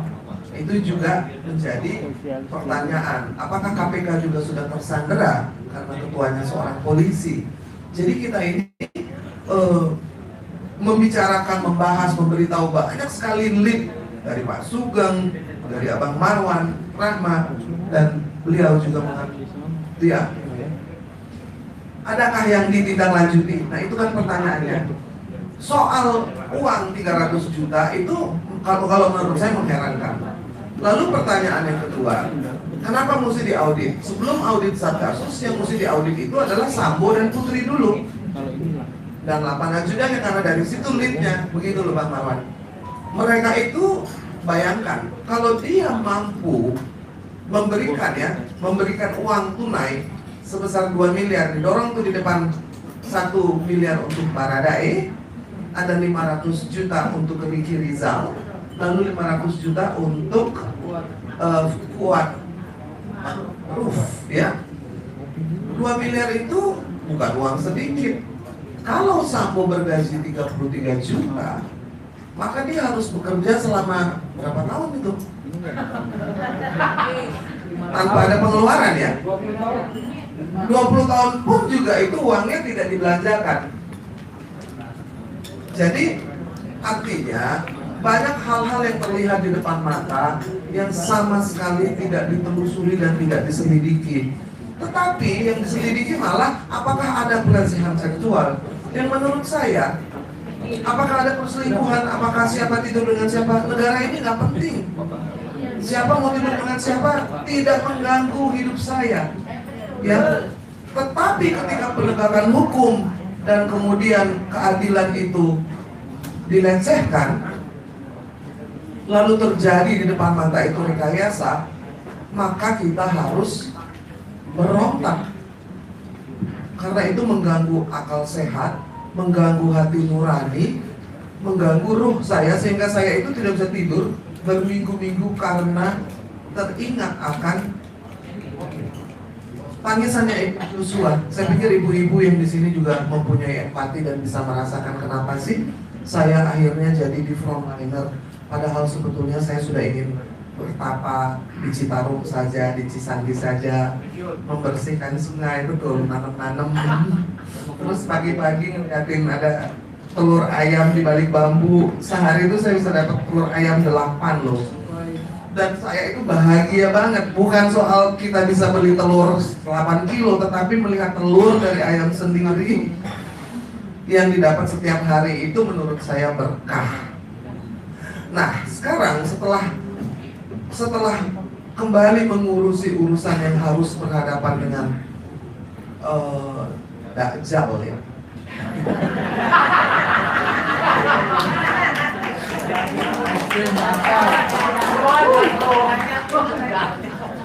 Kak, saya sampai merinding setiap kali melihat karena betapa mengguritanya kejahatan itu. Saya selalu bilang, tadinya anak saya Gibran yang bungsu, namanya Gibran Mikail.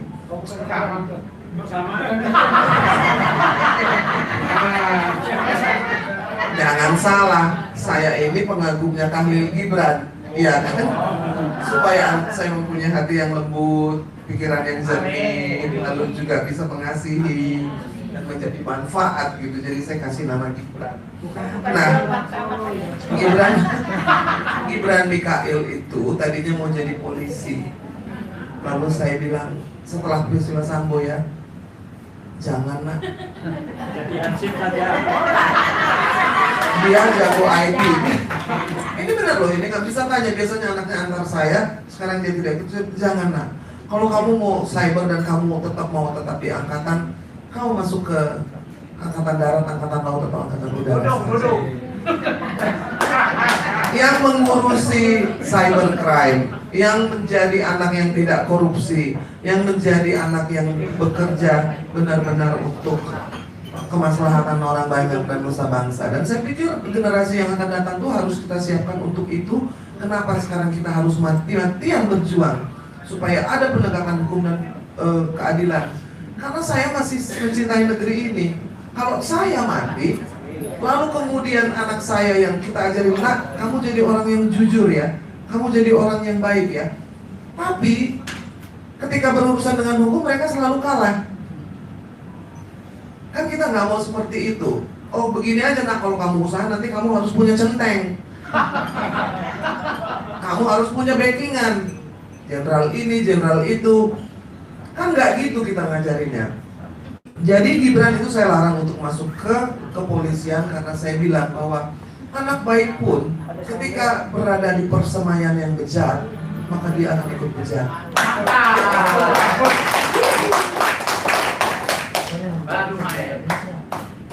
Iya, itu makanya saya bilang orang-orang seperti Pak Sugeng, orang-orang seperti Abang Marwan Rahma ini, kalau saja mereka jadi jaksa agung, ketua KPK, ketua PPATK, selamatkan negeri ini. Bahwa orang-orang yang berani mengatakan kebenaran, orang-orang yang tidak mengejar harta benda, itu masih ada di negeri ini. Ya kan, cuma masalahnya tidak dipilih sama Komisi 3 di DPR. Pulang duit, karena nggak ada amplop, pulang duit. Bukan.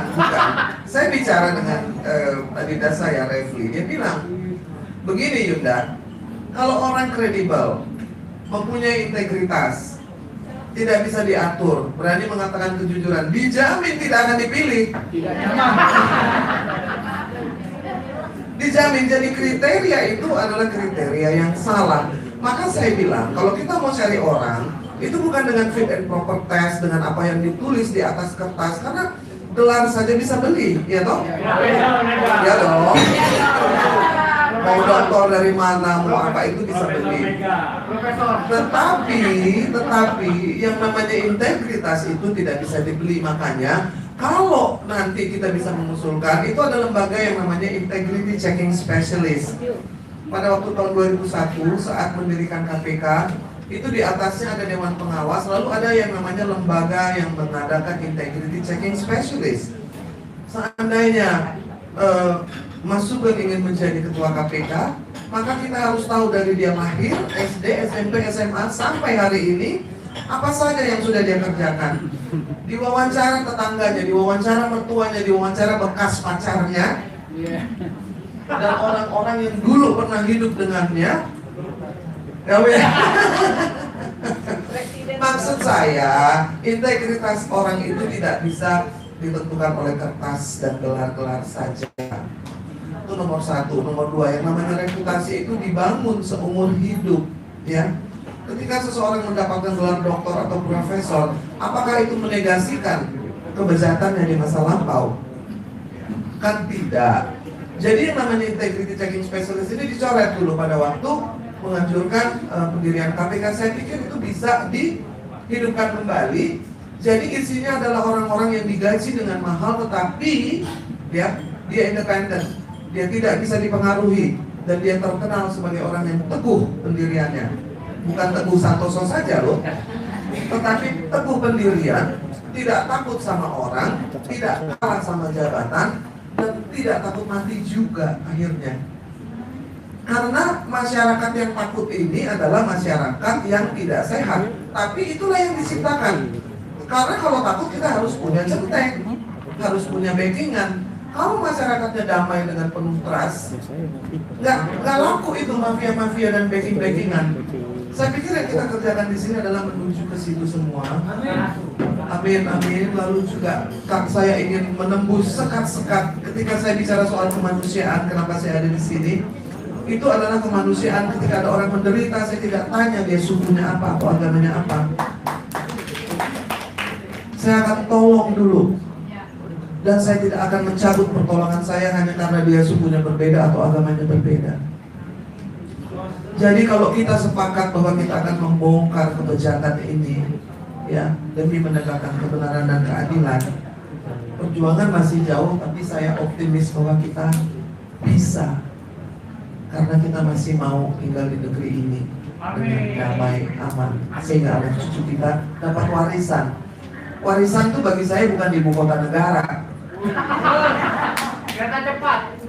bukan kereta cepat, bukan infrastruktur yang menambah hutang kita menjadi banyak, ya. Tetapi warisan itu adalah penegakan hukum supaya, ya, keadilan. Itu kan kalau di luar negeri itu ada yang namanya Department of Justice, Departemen Keadilan, bukan hukum loh, bukan HAM, beda lagi. Kalau hukum itu ya hukum, HAM itu kan di atasnya hukum, ya. HAM itu adalah hak azazi yang melekat pada manusia yang diberikan oleh Tuhan. Hak kita untuk hidup, hak kita untuk bebas, hak kita untuk bahagia. Intinya ada 3 tuh. Nah, yang 3 ini udah diacak-acak nih. Ketika haknya Joshua diambil, ya, lalu hak ibunya untuk bahagia juga dihancurkan dengan fitnah itu. Ya kan? Kita masih punya nih kebebasan berbicara. Setahu saya ada beberapa stasiun TV yang sudah ditelepon dari Mabes gitu. Saya lagi ngomong di tengah-tengah dipotong gitu. Saya ketawa aja. Karena apa? Karena kalau mereka tidak mengundang saya, mereka yang rugi. Benar nggak? Bukan saya yang rugi. Bagaimana kita bisa membuat diri kita itu menjadi berguna dan penting? Itu kita semua bisa. Kalau kita saling dukung, kita saling trust. Jadi kita ini bisa jadi seperti sapu lidi yang tidak ada yang bisa memecah belahkan. Kalau kita punya salah, kita bisa saling memaafkan. Tetapi kesalahan yang tidak bisa dimaafkan itu ya ambil nyawa orang. Kalau saya hutang, lalu saya ambil uangnya Rahma, lalu saya minta maaf, saya bisa kembalikan uangnya. Tapi kalau hak hidup itu, saya pikir itu yang mestinya dilakukan oleh Komnas HAM dan Komnas Perempuan. Mengurus hak hidup yang sudah diambil, direnggut, ya, bukan menambahkan fitnah di atas kematian itu. Saya pikir kita bisa mulai dari hal-hal mengaudit rekening, tabungan, ya Bang Marwan. Karena itu jelas tindak pidana pencucian uang. Tidak mungkin ada ajudan diberikan rekening yang isinya ratusan juta. Tidak mungkin juga seorang yang bergaji 30 juta bisa nyogok bermiliar-miliar. Mulai dari yang terlihat di depan mata, kenapa itu belum diselidiki, kita bisa menanyakan itu. Saya pikir itu saja. Terima kasih banyak. Assalamualaikum warahmatullahi wabarakatuh. Moras. 3 kali kalau moras. Moras. Moras. Moras. Moras kita. Tepuk tangan dulu dong untuk Bu Irma ya. Jangan. Saya tadi juga ada yang nelfon loh Bu Irma, lagi ngomong tadi. Yang nelfon nih, Pak Haris Ashar. Ya kita hubungin dulu Haris Ashar ya. Bukan Mabes deh. Udah masuk ya? Enggak. Haris Ashar? Udah masuk kan? Habis Sudah masuk katanya. Mungkin Pak Benny katanya ada yang mau nambahkan. Pak Benny 1 menit silakan.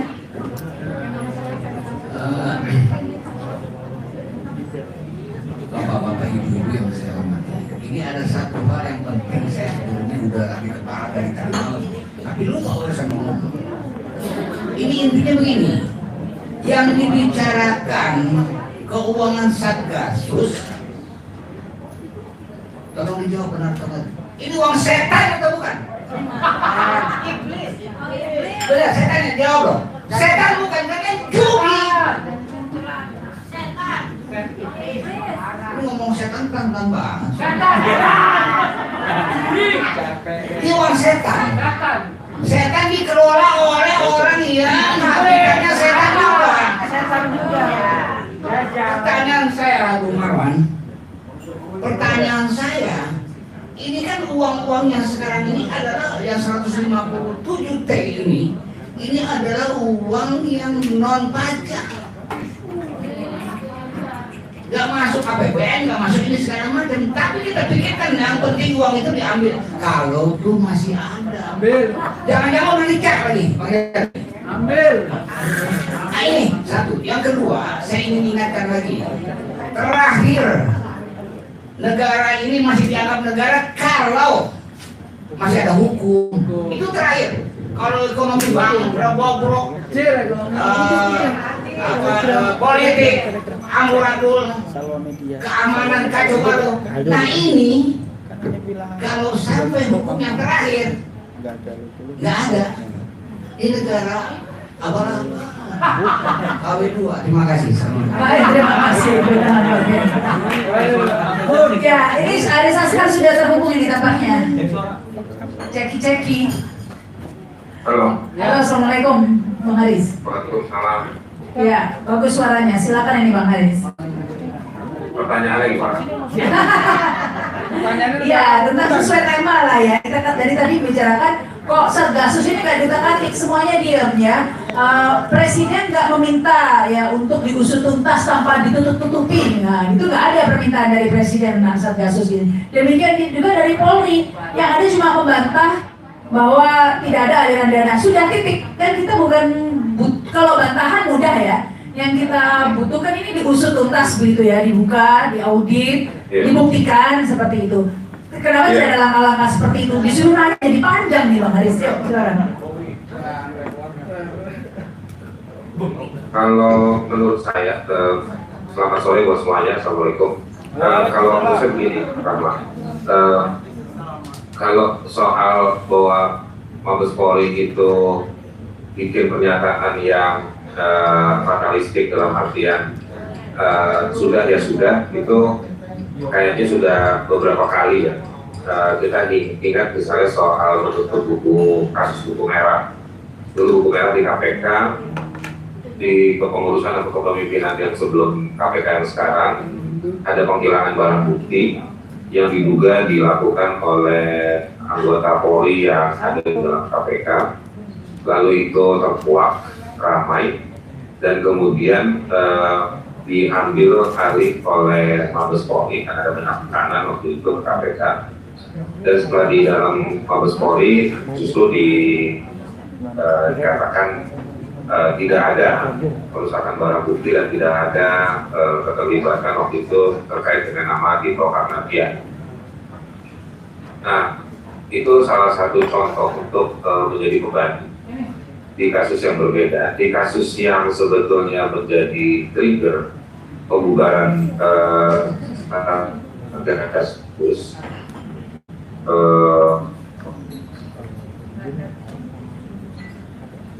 itu diikuti dengan pembubaran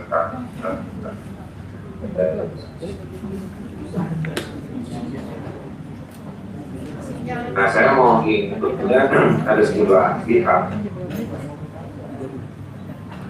itu juga mengatakan bahwa jadi apa namanya kebenaran, kalau istilah hak asasi manusia, hak atas kebenaran itu bukan gagal didapatkan, tapi dia hilang. Dia kalau ibarat pohon, dia hilang justru di batang pohon. Jadi kalau kebenaran itu kita analogikan sebagai buah, dia hilangnya di pohon itu sendiri. Yang seharusnya pohon itu justru memberikan nutrisi, menunjukkan pada orang yang buahnya kalau kebenaran.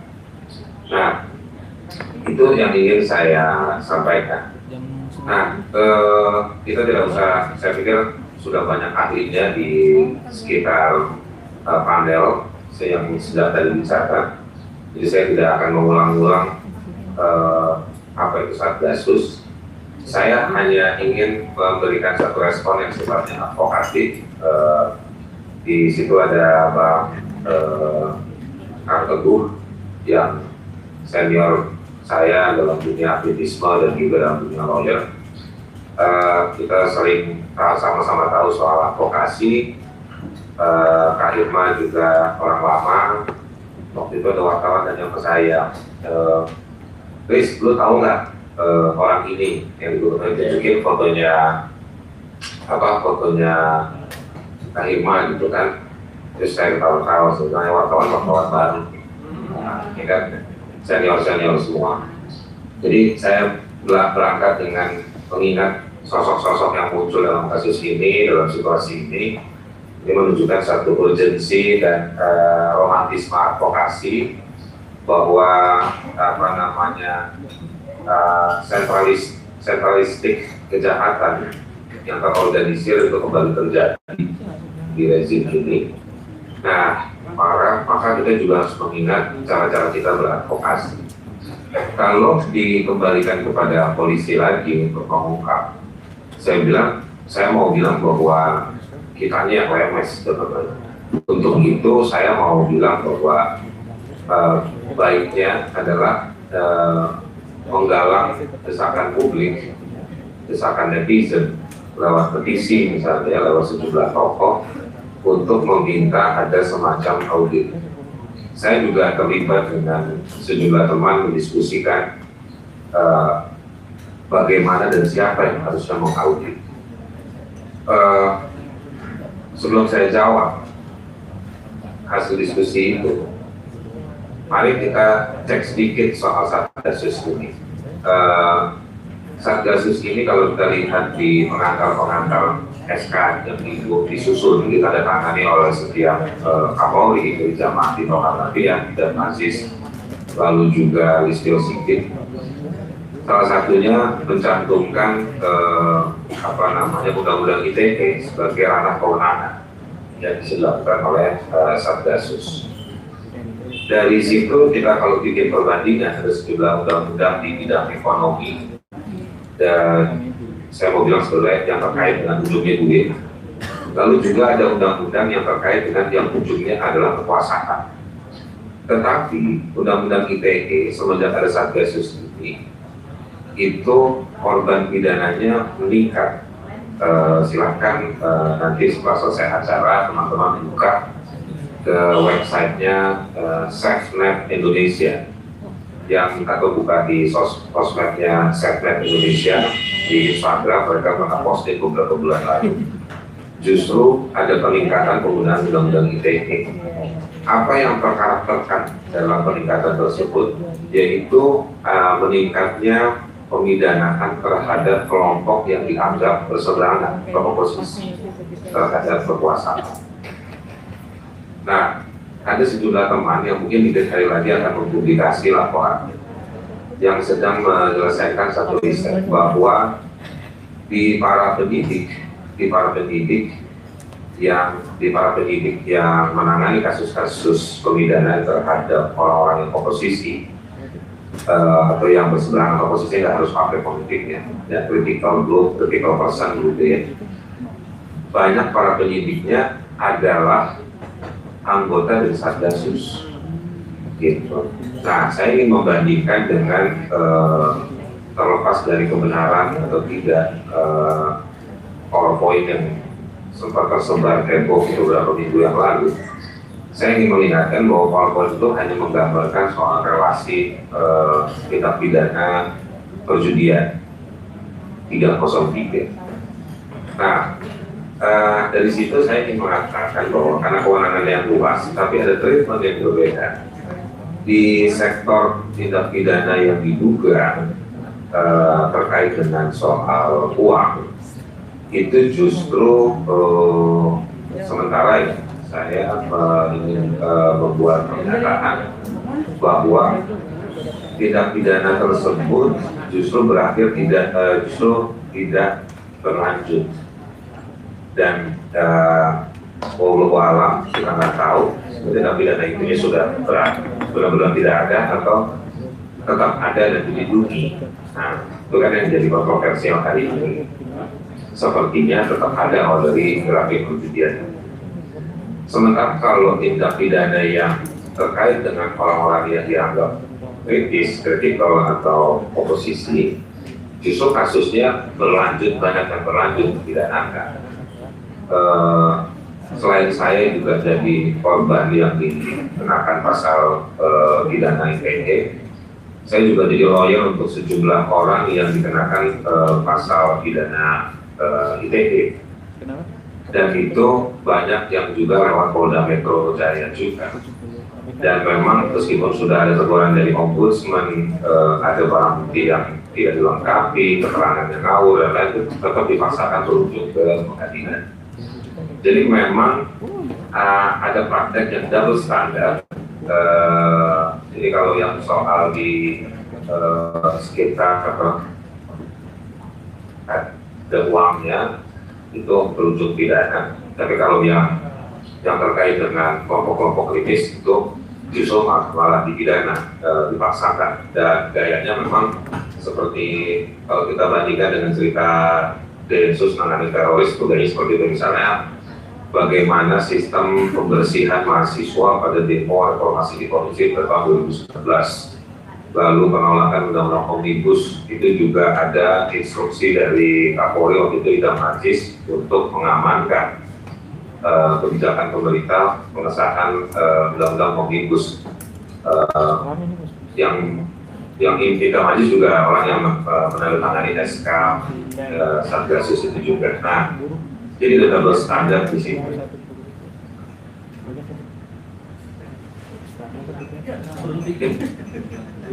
Jadi saya mau balik ke pertanyaan saya, bagaimana Satgasus tersebut pas bubar. Terus dia ketika dia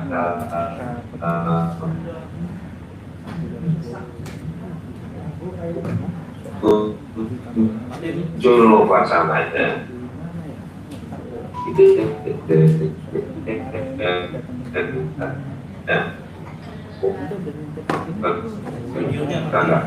Kompol, bagaimana pendapat Kompolnas ketika semuanya memeriksa atau yang umum dari kepolisian, yaitu Verdi Sambo. Nah, lalu kenapa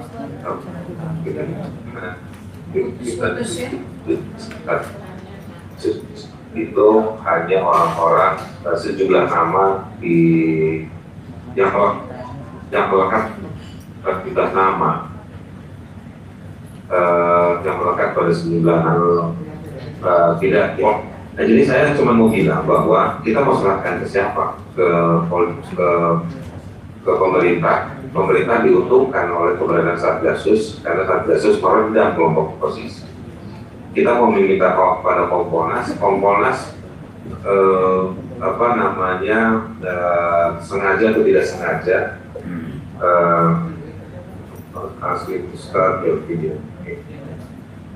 Nah, Kompolnas abai. Kalau kita bilang abai itu mereka bantah, juga kami tidak abai. Kalau tidak abai, otomatis harus sudah ada catatannya soal Satgasus hari ini. Itu. Kalau dia bilang tidak ada juga, bisa juga otomatis. Tapi juga tidak abai, ya artinya mereka tidak menjalankan tugasnya. Seperti itu. Itu Kompolnas. DPR kurang lebih sama aja menurut saya. Jadi memang pilihan politis ini artinya yang aman-aman aja. Itu dibubar itu cukup deh yang kemarin nggak usah ada lagi Satgas sus. Nah, bahayanya kalau Satgasus dibubarkan tapi tidak usah dibuka, bahayanya pekerjaan-pekerjaan dilakukan oleh Satgasus diambil alih oleh kelompok-kelompok tertentu.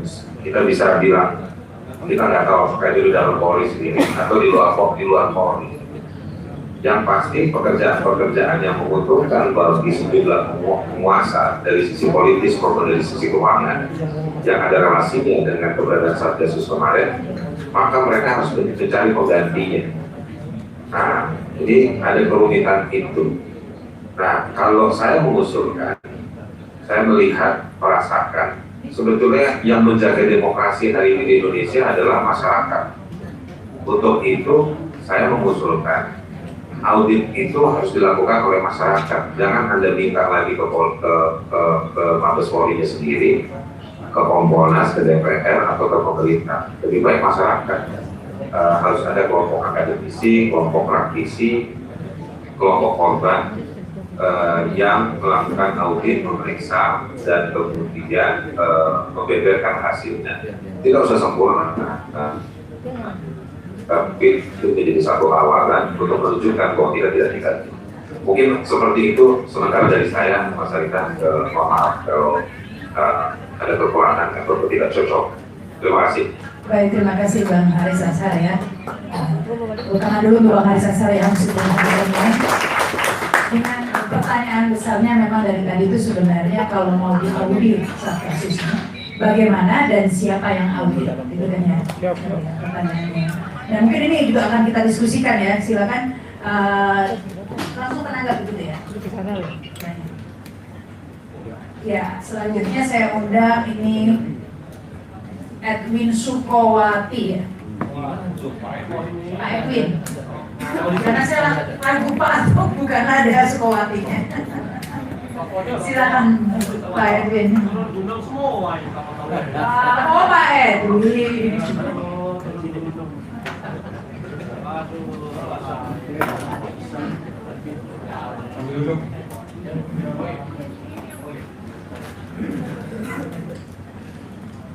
Assalamualaikum warahmatullahi wabarakatuh. Termasuk yang di Zoom. Saya terlibat dalam hal ini, khususnya urusan Sambo ini, sebenarnya kaitannya kalau yang urusan pidananya, saya rasa udah cukup tadi advokasi dari Ibu Sugeng cukup bagus, Irma dan juga Loyal. Tapi yang jadi concern saya adalah masalah Satgasus. Karena ini nggak main-main. Satgasus itu hanya satu bagian kecil dari satu lembaga negara, yaitu kepolisian. Nah, kalau di situ ada presiden sudah tidak mampu mengontrol, ya, bagaimana yang lain-lain? Dan yang mengerikannya lagi itu hanya bagian kecil daripada kelompok kecil lah, dari kepolisian. Yang saya pikir sangat berbahaya sekali. Ini berjalan sendiri. Nah, kalau dulu rezim Soeharto diturunin, antara dibilang otoritas segala macam dan lain segala macam, penghilangan mahasiswa, tokoh-tokoh aktivis. Memang dulu banyak hal-hal yang masih tertutup sampai sekarang. Misalnya kita mulai dari Orde Baru, saya nggak bicara dari zaman VOC maupun dari Belanda. Saya bicara dari Orde Baru saja. Itu ada operasi Trisula, yaitu pembantaian PKI-PKI di Blitar Selatan dan sebagainya. Itu juga tidak bisa dipertanggungjawabkan, itu politis. Dan yang berani melakukan itu, korbannya juga ada, tapi udah itu berjalan. Kemudian kita tahu lagi ada operasi khusus sekian puluh tahun, itu juga nggak bisa di. Kemudian kita tahu ada Petrus, ya kan? Itu ya operasi gelap yang tidak bisa dipertanggungjawabkan. Puncaknya ada 98, ya, atau diganti. Dan yang menjadi proses awal untuk demokratisasi adalah tadi sampaikan Saudara Anton, yaitu Undang-Undang Nomor 2 Tahun 2002, dipecahnya polisi dengan ABRI, dilepas. Nah, jadi ini kita lihat satu prosesnya. Cuma yang saya dapat simpulkan dari Orde Baru itu, ini yang kontrol langsung Soeharto dengan rezimnya. Clear, nggak ada kekuatan lain saya lihat yang melakukan operasi yang di luar presiden waktu itu. Satu. Tapi kalau ini siapa ini? Apakah Jokowi yang dulu? Kalau kita lihat tadi berapa kali kan dibilang dia hanya bicara tuntaskan bakal nggak pernah ngomong Satgasus. Ini jangan-jangan Jokowi juga nggak ngerti ini. Ini bahaya sekali. Pura-pura. Kalau saya lihatnya nggak ngerti beneran, kalau saya lihat gesturnya enak. Jadi oleh karena itu, menurut saya ini sangat berbahaya. Jadi saya terima kasih sama Bung Sugeng, Pak Irma, Kamarudin yang konteksnya membela HAM, tapi melebarnya kemana-mana dan kita menangkap sebagai seorang politisi, kita menangkap ini bahaya benar. Gimana sekelompok elit kecil mengendalikan uang, ya kan? Mengendalikan kekacauan ketidakmampuan presiden menurut saya, ya kan? Dia manfaatkan seperti yang Bu Beni katakan tadi. Jadi oleh karena itu ini nggak main-main buat kita, ini berbahaya sih. Ini baru satu unit tuh. Kita belum bicara unit, misalnya konsorsium batubara, konsorsium minyak goreng, konsorsium dan segala macam, BBM. Ini baru konsorsium 303. Satu komoditi, tadi Bung Beni katakan 154 triliun potensial korupsi, nggak bayar pajak. Nah itu mungkin Bung Sugeng bisa jelaskan. Ini kan baru komoditi 303. Padahal kalau lihat Satgasus kan yang dibicarakan juga sistem koridor, ini illegal mining kan, kemudian cuci uang, narkoba, prostitusi, anak segala macam. Ini berapa kerugian negara, kerugian rakyat kita? Ini kejahatan besar. Jadi udah nggak main-main, ini kejahatan besar. Ini jadi concern. Terima kasih Bu Irma sama Mbak Irma sama Sugeng Pak Kamarudin yang sudah membuka ini yang besar. Jadi saya cuma melihat kalau tadi Pak Beni lihat Pak Jeko kata, saya dia nggak mampu, nggak ngerti deh. Ini pemerintah siapa? Ini pemerintahan demokrasi yang namanya Jokowi. Pemerintah rakyat jelata yang dikendalikan oligarki sama mafia. Sebenarnya intinya itu orang yang ngerti apa dipakai. Nah ini yang jadi problem. Apakah Jokowi waktu jadi presiden sudah dikendalikan? Ini harus kita selidiki. Ya kan? Jangan-jangan ini udah disangkal. Nah, kita jaga jangan sampai 2024 ini terjadi lagi. Ada calon presiden yang kita bongkar siapa calon presiden terima duit. Ya kan? Harus jelas partai mana yang terima duit. DPR mana? Itu harus mengumumkan total. Jadi kita bisa melihat bagaimana kerusakan negara kita ini, dan kita menghambat karena kita cinta negeri ini. Kita tidak memuji polisi, justru kita selamatkan polisi dari kelompok-kelompok kecil mafia ini. Jadi itu yang menjadi concern saya. Dan yang kedua, yang perlu terakhir, Pak Rama, itu adalah kita melihat itu ada yang namanya Bagan, penguasa IPW juga yang keluar ini, Bagan Kaisar Sambo. Itu ada satu kotak yang tidak diributkan. Itu des apa? Des politik pemenangan pilpres pemilu. Itu ada di situ 2 orang lah yang ditugasin oleh Ferdi Sambo untuk menjadi desnya. Ya ini mungkin Pak Benya bisa tanggapin, ini penting. Karena dia ngatur nih siapa presidennya, kabarnya sudah disambo. Wapresnya mungkin menjadi sekarang, ya kan? Jadi udah sistematik nih. Nah ini penting, ya kan? Jadi itu aja dari saya untuk menjadi tambahan, dan mudah-mudahan kita akan melakukan audit yang lebih detail seperti ini di kemudian hari. Terima kasih. Wassalamualaikum warahmatullahi wabarakatuh. Waalaikumsalam warahmatullahi wabarakatuh. Terima kasih Pak Edwin. Ya mungkin masuk akal juga. Apakah itu salah satu alasan Satgasus ini kok tersendat-sendat gitu ya? Ketika giliran ngomongan Satgasus langsung seperti banyak sensornya begitu. Apakah ini direm-rem karena terkait sudah dekat 2024 gitu kan bertanya. Apakah karena itu ya sehingga kalau audit nanti dulu kali ya karena ada hubungannya dengan 2024. Tentu saja ini spekulasi pastinya ya. Tapi untuk menjadi bukan spekulasi, nah inilah tugasnya ya agar diaudit terang benderang semuanya. Selanjutnya mungkin diundang Pak Maijen Purnawirawan Ketut Mayun. Pak Ketut Mayun silakan. Ini ada juga Prof. Dr. Antoni Budiawan sudah hadir. Selamat datang Pak Antoni. Kalau tadi ngomongin BBM ini mestinya Pak Antoni. Jangan-jangan dananya mengalir ke Satgasus juga gitu ya. Pokoknya muter-muter ke situ. Ya silakan ini Pak Ketut. Kalau sudah tidak hadir, mungkin dilanjutkan Dr. Zulkifli mainkan Pak Zulkifli.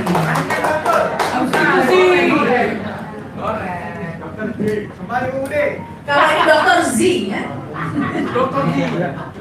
Terima kasih. Assalamualaikum warahmatullahi wabarakatuh. Saya Dr. C. Tidak ada hubungannya dengan Presiden C. Meskipun kita membahas Brigadir C. Ini kasus yang memang benar-benar C. Juahan. Jadi saya sebagai dokter tentu setiap ada gejala saya akan menarik ini penyakitnya gimana sebetulnya gitu. Pencuri yang berhasil itu selalu akan mengulang mencuri di tempat yang sama. Itu teorinya pencuri meskipun saya nggak Malik loh ya. Jadi keberhasilan Pilpres 2019 akan diulang di 2024. Ini yang saya coba analisa dengan ilmu kedokteran saya gitu ya. Satgasus ini kan begitu Satgasus terkuat langsung dibubarkan. Ini mengulang pembubaran FPI. Karena FPI bisa membuat front, apalagi tapi namanya tetap FPI. Satgasus ini dibubarkan, tapi sebetulnya namanya saja dibubarkan, tapi jaringannya terus. Jadi yang saya telusuri adalah setelah Satgasus dibubarkan, sebetulnya ada rangkaian dengan 2024. Saya menemukan ada nama gantian. Apa itu? Ganjar itu Karnavian. Sudah nemu singkatannya. Oh sudah diekspos karena saya sebagai orang iklan dulu meskipun saya kuliah iklan, saya tahu kok tiba-tiba ada muncul gantian 2024. Saya telusuri, oh ini Ganjar itu Karnavian. Sudah disounding rupanya. Sudah.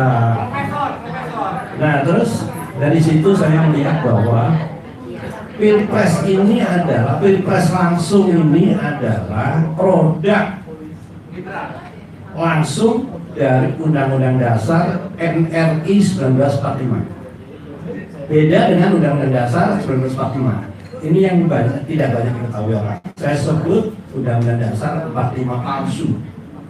Saya gugat di pengadilan dan sekarang di Mahkamah Agung, kasasinya saya laporkan di Barreskrim tentang nama ini.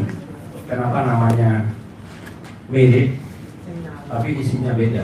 Menurut penelitian Profesor Khairan, 97% Undang-Undang Dasar kita berubah.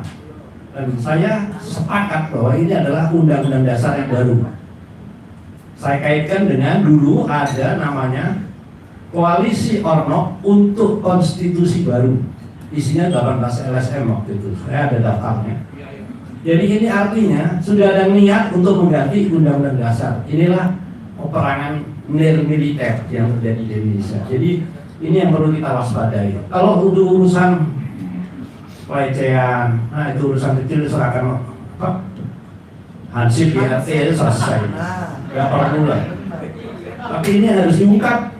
Satgasus ini jangan dikira dibubarkan, tapi setelah itu bubar benar-benar dia akan jalan terus. Ini yang kita mesti lewat forum yang terhormat ini. Saya senang ada pendekar sudah turun gunung semua. Ini menyangkut penyelamatan bangsa dan negara. Ini yang perlu kita seriusi. Ini bukan persoalan sederhana. Buat saya 2024, angka sial 2024 ini sudah lupakan aja. Kita selamatkan bangsa dan negara kita ini. Itu barangkali yang bisa saya sampaikan. Wassalamualaikum warahmatullahi wabarakatuh. Waalaikumsalam warahmatullahi wabarakatuh. Jadi 2024 dilupakan, maksudnya nggak sampai 2024. Saya tegaskan saja. Ya, tadi dikatakan oleh Dr. Zi tadi itu ya, bahwa Satgasus mungkin sudah dibubarkan, tapi mungkin ada jaringannya masih ada. Satgasus perjuangan gitu mungkin muncul lagi. Baik, selanjutnya saya undang ini Pak Taufik Bahaudin dari UI Watch, silakan. Ini juga senior ini. Ajar. Boleh. Ya, Pak. Dari sana?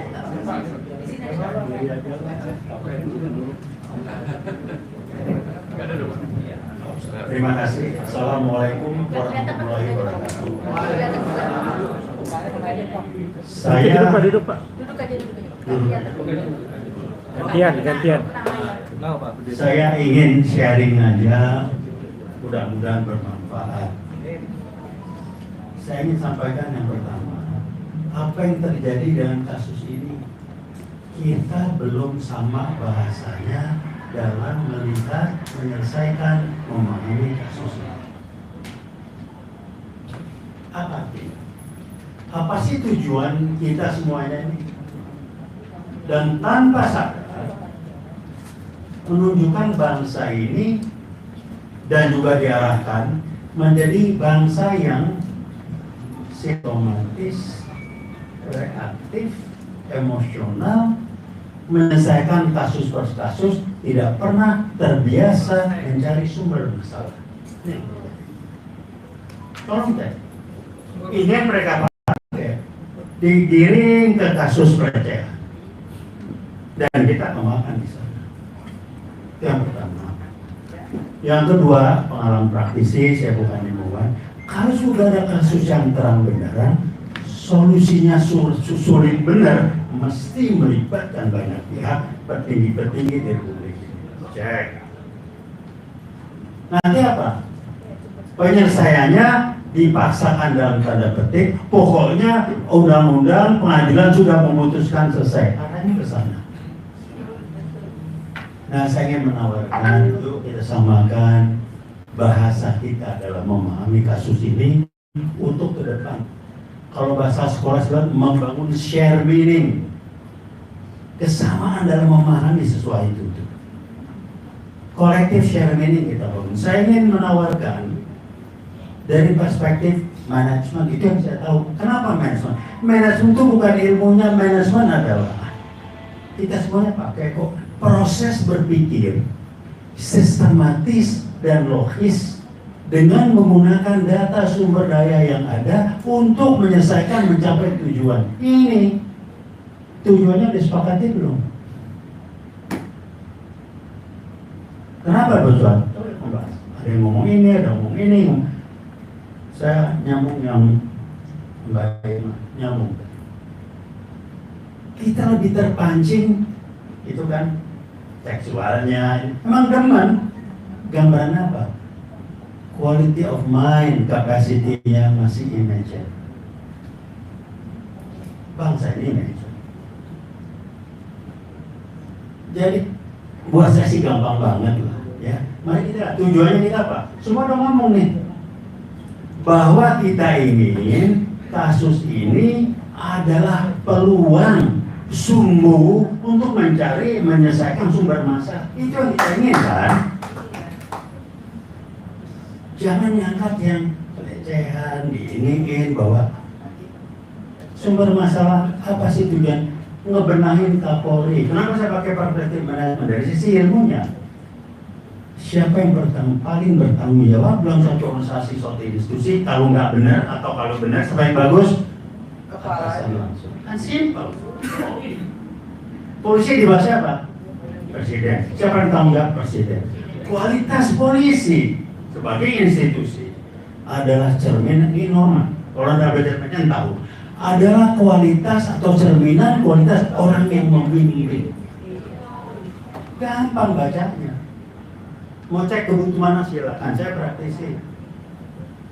Jadi jangan sistem. Riset mengatakan dampak positif atau negatif dari sistem maksimal 30% maksimal. Yang minimal 7% apa? Kualitas manusia. Jangan benerin sistem duluan, itu nanti orangnya dibenerin dulu. Jadi gantian orangnya ya Pak? Orangnya ganti dulu baru sistem dibongkar. Ganti bukan gantian. Bukan gantian. Jadi kita enggak apa-apa sistem itu rasional. Nggak ada sistem yang nggak beres. Kamu lihat cek. Orangnya bikin sistem nggak benar. Kita benerin sistem. Ya sekarang ada yang mikirnya mungkin kalau saya salah saya dikoreksi silakan. Tolong cek. Simptomatik, reaktif, instan. Mentality, mind capacity kita seperti itu. Nah pertanyaannya, wah mesti diaudit benar. Kenapa usah benar? Simple.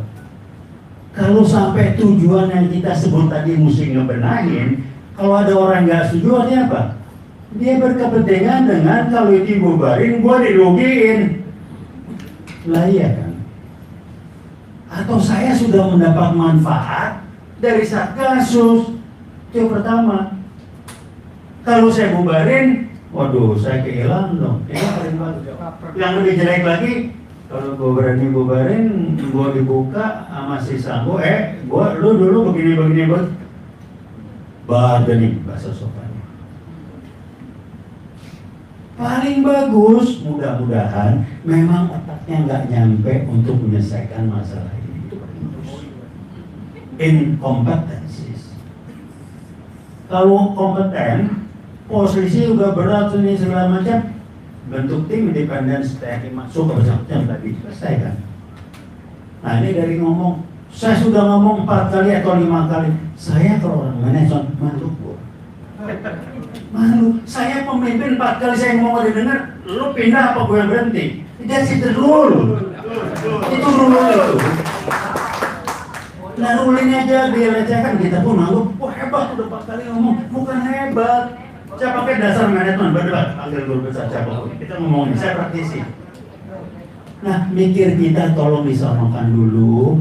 Jadi sasaran kita, tujuan kita dengan tujuan yang besar ini berbeda. Makanya dialihkan terus, pelecehan. Tidak berbicara ini adalah entry point untuk mulai ngebenahin Polri. Berhentilah Polri kira lagi di bawah presiden. Satu tujuan dengan ini memang untuk memberikan itu. Kok nggak disinggung? Bubarin Satgasus. Orangnya dibenahin. Satgasnya gampang. Nah kita ke bawah itu barang balik lagi pelecehan seksual. Jadi pertanyaan kita mau dinyanyi digendang orang terbawa reaktif, simptomatis segala macam atau enggak? Jadi sumber masalah apa? Saya selalu ingat ngangkat sumber masalahnya di bawah permukaan adalah PKI gaya baru bermain. Apa yang mereka lakukan? Kudeta konstitusional. Saya pasti bisa.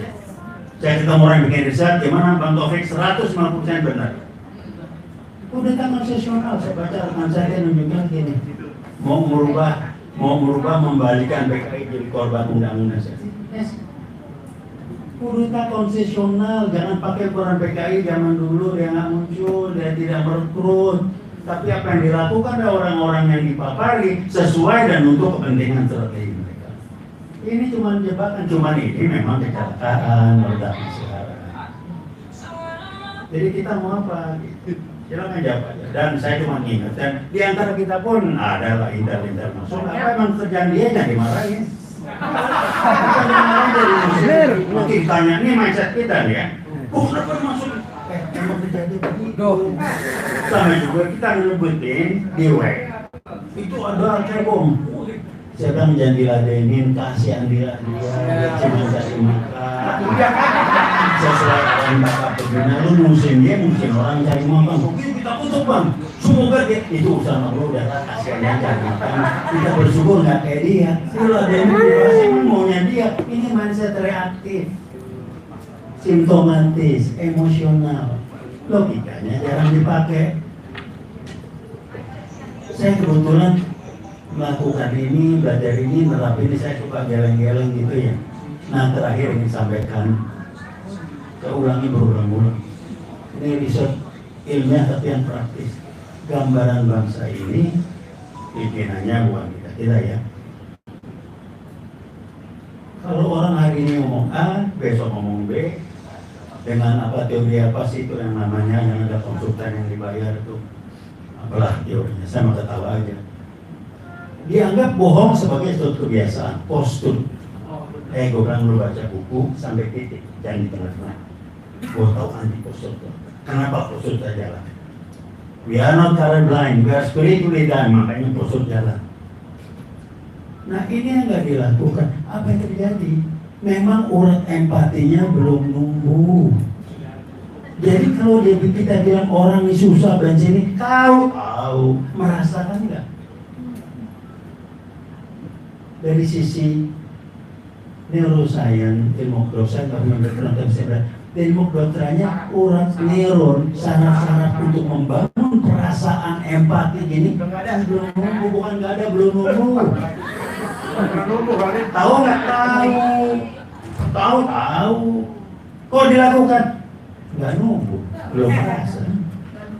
Merasakan nggak? Kalau bagi-bagi duitnya bar itu memalukan, itu melecehkan, tapi dikerjain. Ya maaf, saya hanya bilang urat itunya belum numbuh. Cuma itu yang saya tambahkan, kita jangan terjebak ke bawah seperti orang-orang seperti itu. Terima kasih. Wassalamualaikum. Terima kasih Pak Taufik Baharudin. Waalaikumsalam warahmatullahi wabarakatuh.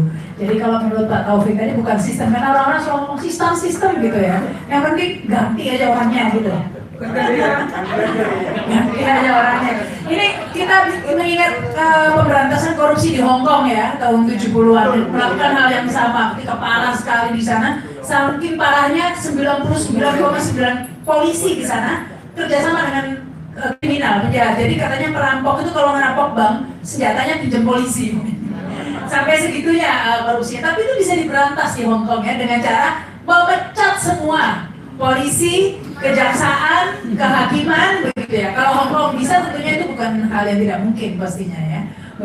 Baik, selanjutnya Pak Haji Mursalin ini dari KISDI, silakan. Jangan baca doa ya. Omlim, silakan. Assalamualaikum warahmatullahi wabarakatuh. Saya sebagai aktivis Islam cuma ingin menyampaikan perasaan umat Islam bahwa umat Islam ini merasa rezim ini punya musuh ya, yang paling utama itu adalah masalah-masalah politik dan ideologi, yaitu Islam. Bagaimana sabarnya umat Islam? Saya mencontohkan aja kasus Habib Rizik. Dihukum selesai, kesalahannya apa? Tadi pagi saya menyempatkan menghadiri sidang Ustadz yang sangat alim, orang tahu semua, Farid Utbah. Seorang yang sangat taat menjadi guru, kemudian sudah mau menginjak membuat partai supaya tidak dipojok-pojokkan menjadi orang yang tidak mau taat demokrasi, dihukum dan dituduh teroris. Sangat sulit kita membayangkan orang yang kenal Ustaz Khotbah itu dituduh teroris. Nah, kita melihat persoalan ini adalah nampaknya mengapa begitu lama kasus sampai tidak selesai. Kayaknya sedang terjadi bargaining atau mungkin ancaman kepada negara. Kalau sampai Mahdi ini menang, berarti negara kita terus dalam kekuasaan gangster. Ini yang harus kita pikirkan. Memang ini kesalahan kita semua. Umat Islam itu sangat baik. Disalahin kecil tidak diapa-apakan. Terus ini menjadi berat ini karena kita tidak membasmi, ya, memprotes persoalan-persoalan kecil kayak gini. Ya. Jadi kita berharap sekali ya terhadap penyelesaian kasus ini. Sebenarnya belum ditegaskan Satgasus ini bagi pemerintah itu ada tidak sih gitu. Kalau mengakui ada, ya saya percaya karena dibubarkan. Tapi dibubarkan itu kan tanda petik tadi disampaikan bahwa ada kemungkinan, ya, ada kemungkinan Mbak Rahmaja ketakutan kalau misalnya Mbak bangkit lagi. Nah, jadi ini harus menjadi apa itu pemikiran umat Islam. Tapi jangan dikira bahwa umat Islam itu menerima diperlakukan apa saja. Mengapa HRS itu dipenjarakan dan ditargetkan sampai 2024 atau apa? Saya tahu. Jadi ini jangan-jangan cara-cara seperti ini memang disetujui oleh presiden atau maaf oleh seorang Jokowi yang ingin aman politiknya gitu. Dia disuruh jaga, terserah kamu mau cari duit seperti apa terserah, tapi pokoknya aku jagain itu. Jadi umat Islam ini memang harus. Nah sekarang ini kan umat Islam ini bersama rakyat, bersama mahasiswa, bersama emak-emak bangkit nanti di hari Jumat itu akan melakukan demo besar-besaran. Ini sebenarnya apa itu bukan dongkol ya, tapi rasa diberlakukan tidak adil itu sudah terlalu lama. Tetapi namanya persoalan bensin ini ya, kita banyak sering mengutip dan alhamdulillah ada Pak Antoni ya luar biasa membongkar kebohongan tentang 502 triliun itu terang-terangan itu. Jadi penguasa ini memang tidak menjaga rakyat itu. Tidak menjaga rakyat. Kalau mau tidak menaikkan bensin, BBM yang jelas ini berakibat kepada efek domino yang lain, itu bisa, tapi ini memang dilakukan. Jangan-jangan tes ini oligarki ini jahat sekali gitu. Jadi perlawanan hari Jumat besok harus ya dikasih waktu kalau perlu turun. Kalau tidak termasuk orang yang jahat yang harus turun. Angka 9 yang mana yang turun duluan? Iya. Jadi kami berharap sekali nih masalah persoalan ini ya. Tolonglah ya. Jadi jangan main-main. Kan kita cukup senang. Kita ini tidak bayangkan misalnya seorang Kapolri bukan Islam, tetapi sudah menjanjikan bahwa akan membahas ini secara precision dan humanisme. Kita senang sekali gitu ya. Umat Islam sudah disenang-senang, diiming-imingkan sudah senang. Kalau dia mau menindak, oke. Tetapi kita tahu kemarin itu Komarudin sudah menyatakan minta maaf pada masyarakat, pada rakyat. Saya sudah menyerah. Artinya apa? Jadi saya kira itu kita harus mikir umat Islam banyak. Katanya hoax itu, Pak Lim, hoax itu. Nggak menyerah katanya. Oh masya Allah. Ya dan Bima juga itu Bima juga viral Bima. Jadi kita ini dengan cara apa gitu. Nah jadi marilah kita umat Islam rakyat bersatu ya. Karena memang bersatu besar itu menjadi punya kualitas. Sehebat-hebatnya pendapat kalau kecil jumlahnya itu memang jadi tidak berkualitas. Kalau kita tidak bersatu tidak bisa. Rakyat harus menjadi kontrol. DPR itu udah percuma, kurang ajar. Mengapa? Dia besar sebagai partai. merasa diberi cek kosong. Ya. Ini kami besar, padahal besar itu hanya dibohongin ya rakyat ini. Dia tidak memperjuangkan apa-apa. DPR hanya sekedar, sudah memperjuangkan ini, tapi dia faktanya tidak bisa menghambat kenaikan BBM ini. Tidak bisa faktanya. Faktanya harus bisa. Ya. Saya menyontohkan saja ini. Waktu zaman SBY itu ada makam Mbah Priok. Ya. Itu juga mau dihabisi sama konglomerat. Ya, tempatnya diambil. Tetapi karena masa yang turun banyak, masa itu dengan diundang SBY ke istana. Ingat nggak Ibu?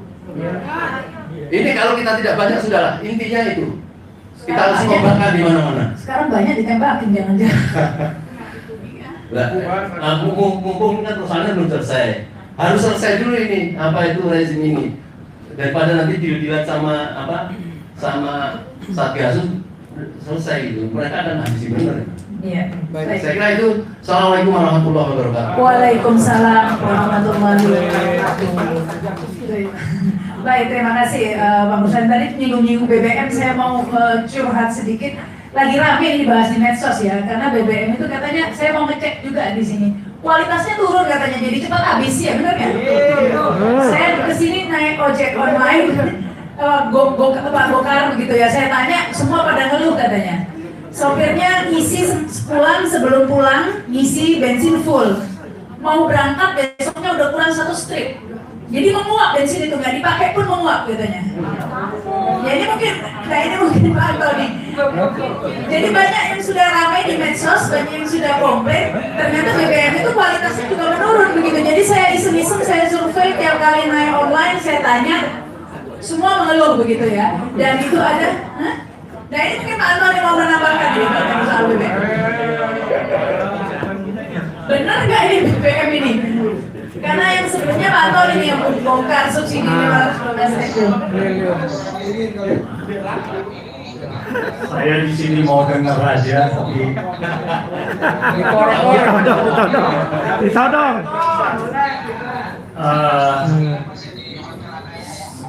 Barusan saya ini diundang oleh namanya Energy Watch untuk diskusi mengenai subsidi BBM. Jadi saya yang diundang oleh dari pihak ketiga, sepertinya saya sendiri, ada dari 2 lagi, tapi kelihatannya juga pro pemerintah, dan yang lainnya semuanya orang Kementerian Keuangan, Pertamina, dan PLN. Jadi saya sendiri. Jadi saya menceritakan mengenai mereka mau memberikan informasi mengenai subsidi BBM yang saya kritisi terus gitu. Nah, di situ saya tetap pada angka saya dan saya bilang bahwa di sini harus ada transparansi. Bahwa subsidi BBM itu jelas sekarang ini mereka mencoba untuk mengkomunikasikannya subsidi energi 502 triliun. Sekarang mereka mengatakannya subsidi energi. Tetapi yang awalnya adalah subsidi BBM, ya. Nah di sini yang saya tanyakan adalah berapa subsidi BBM yang tetap tidak keluar.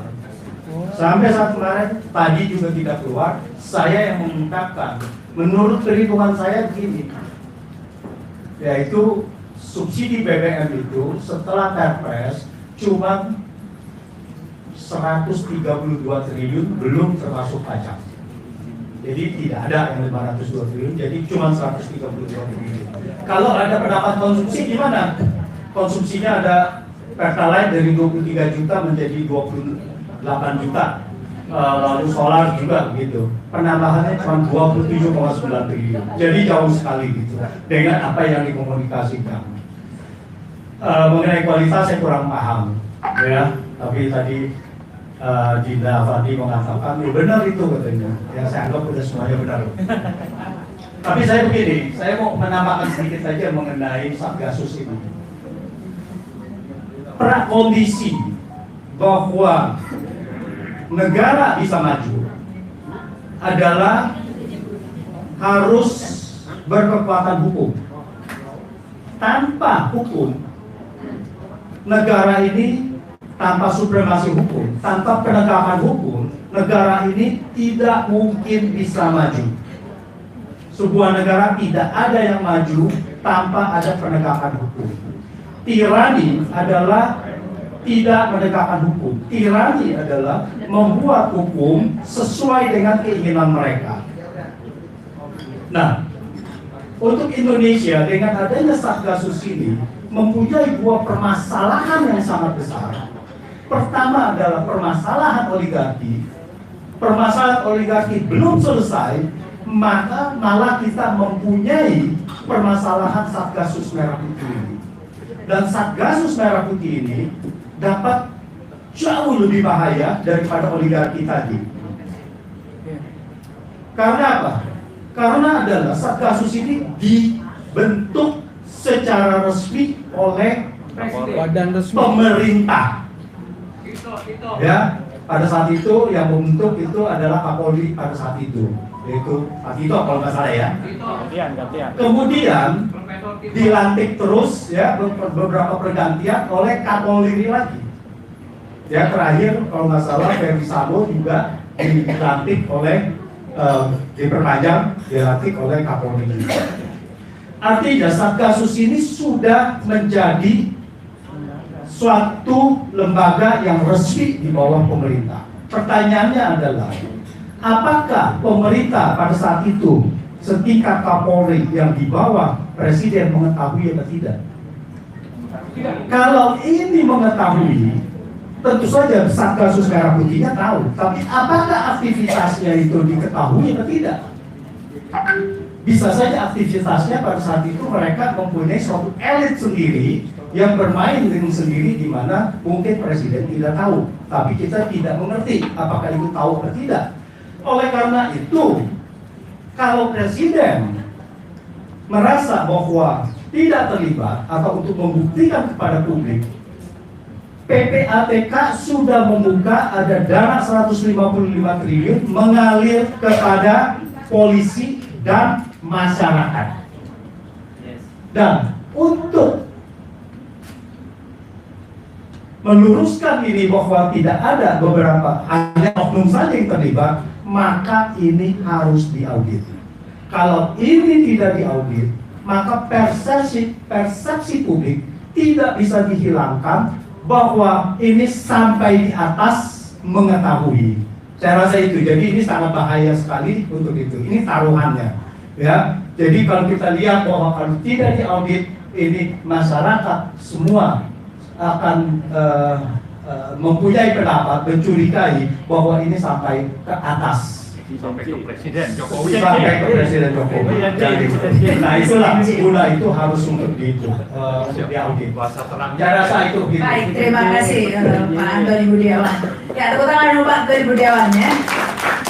Ya, selanjutnya mungkin tantangannya adalah saya undang ini Pak Haris Rusli Mutati ya.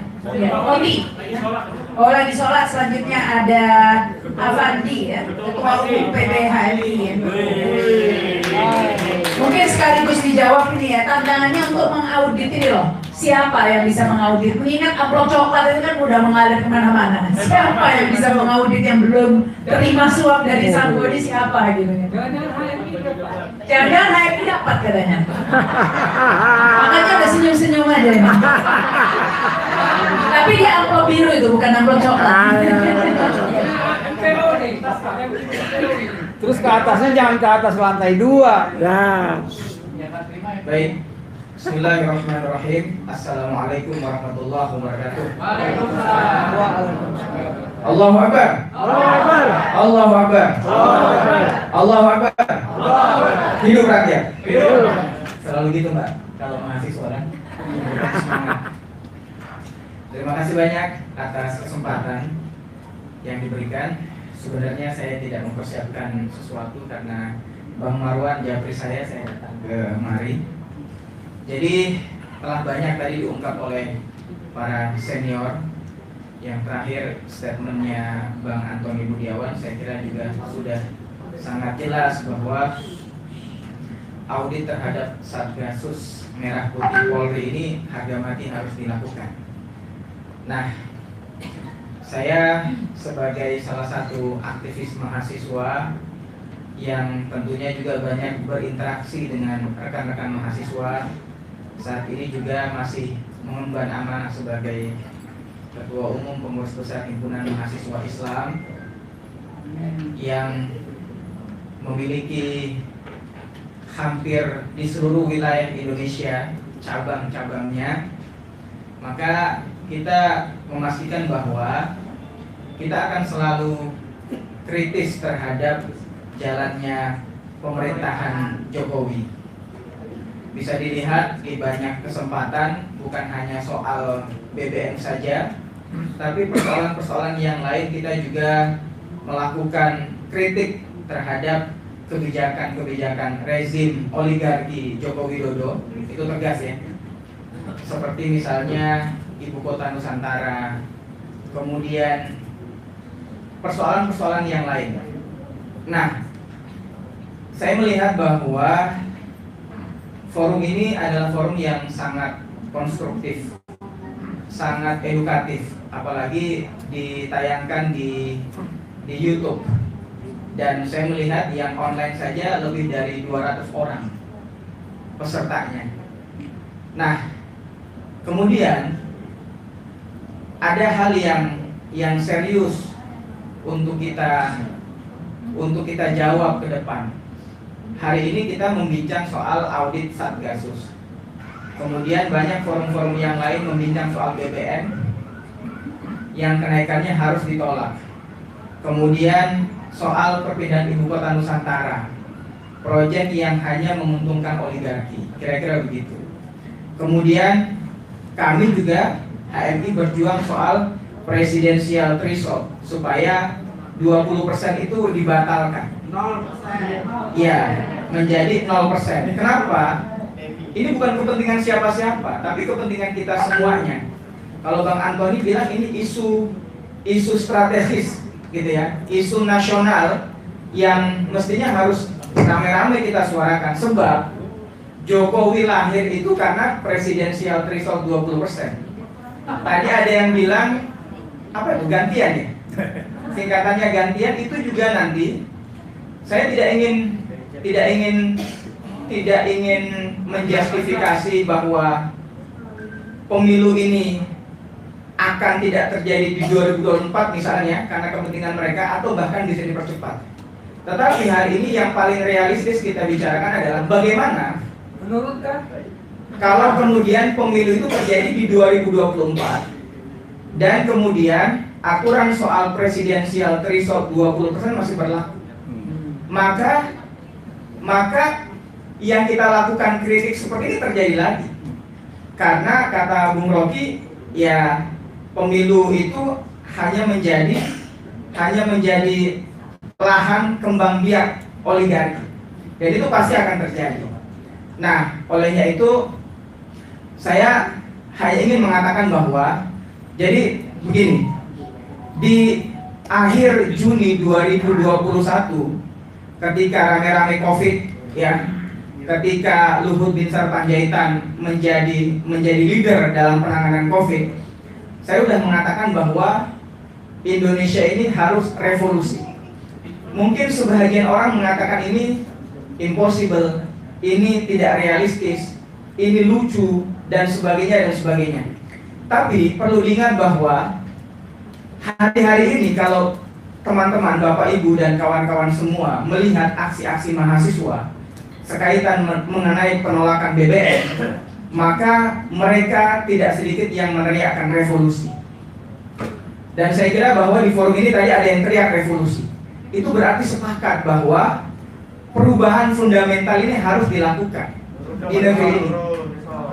Perubahan fundamental cepat, menyeluruh, komprehensif harus dilakukan di negeri ini. Kenapa? Pertama, bicara soal konstitusi. Dr. J, ya, Dr. Zulkifli itu sudah sangat fokus terhadap bagaimana mengkomparasikan antara konstitusi yang sesungguhnya dan konstitusi yang 2002. Telah terjadi pergeseran yang luar biasa. Karena itulah serangkaian kebijakan di Republik ini lahir, seperti Omnibus dan sebagainya. Artinya bahwa negeri ini tidak berpijak pada konstitusi yang sesungguhnya, tapi berpijak pada konstitusi yang menjadi titipan dan kepentingan oligarki. Lalu apakah itu harus dibiarkan? Kemudian presidensial threshold yang masih 20%. Sudah bisa diketahui partai politik mana saja dan orang-orang siapa saja.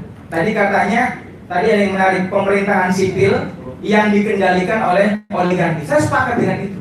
Dan pasti akan terjadi seperti itu pula ke depan. Apakah ini harus dibiarkan? Saya kira tidak. Dan banyak persoalan-persoalan yang lainnya, tingkat kemiskinan yang meningkat. Saya merasakan betul Bang Antoni, ya. Jadi saya makan biasanya 20.000, mohon maaf ya, saya makan 20.000 satu porsi.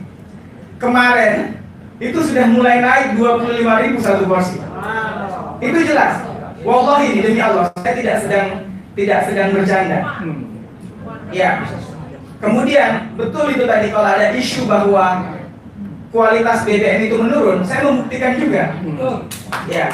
Saya membuktikan karena saya punya kendaraan, ya. Jadi saya perhatikan kok semakin cepat banget habisnya. Ya ini tentu perlu diteliti secara saintifik ya.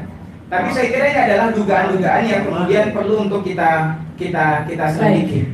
Nah, saya kira terakhir diskusi terus nggak cukup, gitu ya. Bergerak. Ya, diskusi terus nggak cukup. Saya melihat bahwa simpul-simpul gerakan ini masih tercerai-berai. Masih berjalan sendiri-sendiri. Sudah bagus frekuensi aksi berjalan terus setiap hari, tapi harus terjadi konsolidasi besar yang melibatkan semua elemen rakyat, kaum miskin di perkotaan, kalangan intelektual yang kritis, akademisi, buruh, mahasiswa, menjadi kekuatan yang besar, dan kemudian duduki istana negara dan juga MPR. Saya kira itu real kalau kita ingin melihat perubahan ini lebih cepat dan lebih baik. Demikian. Assalamualaikum.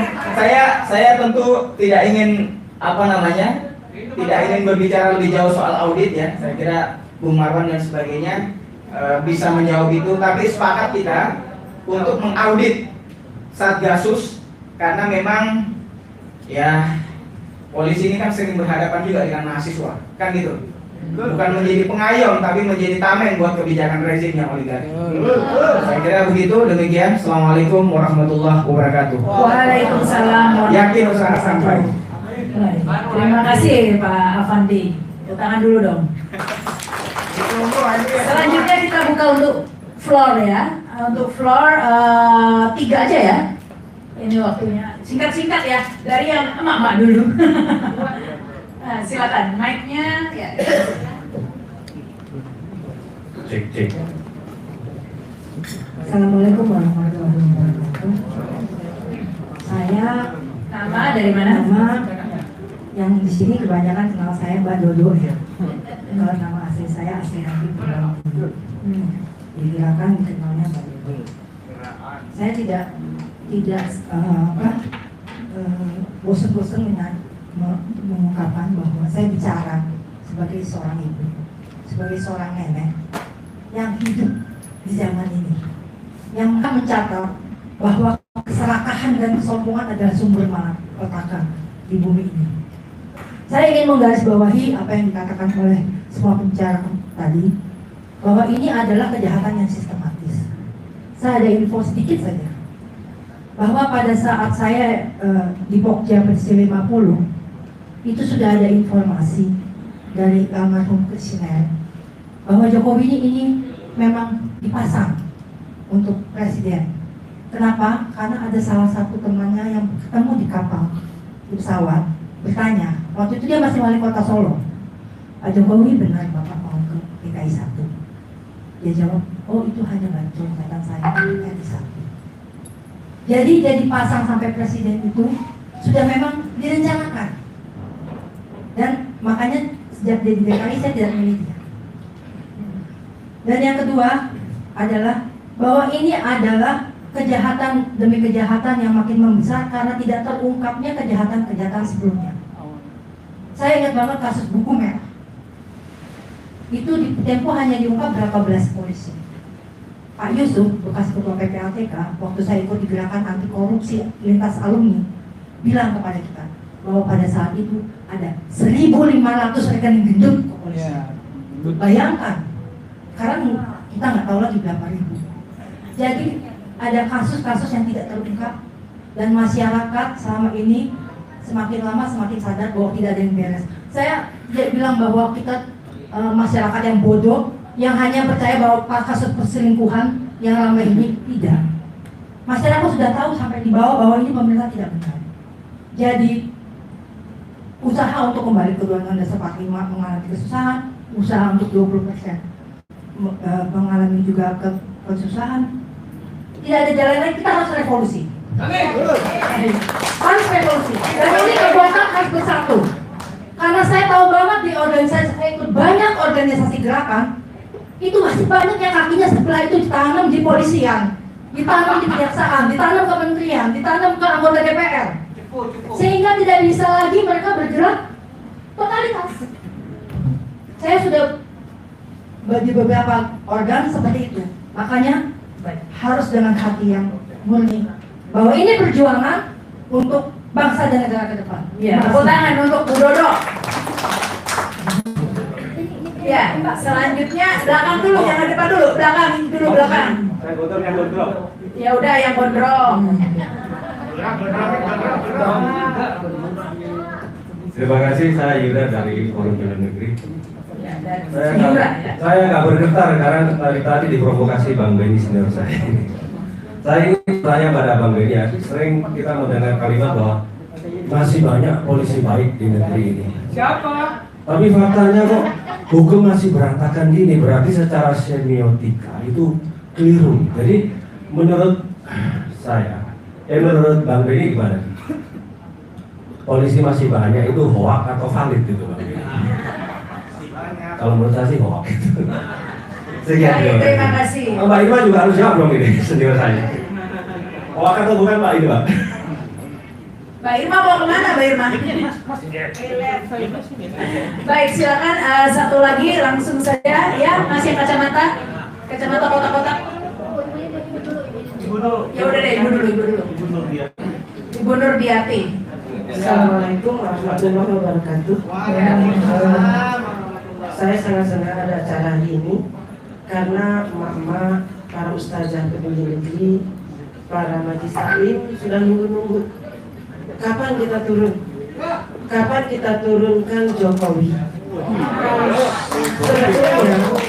Sebetulnya apa yang sudah kita sampaikan tadi, kita sudah baca dari dulu.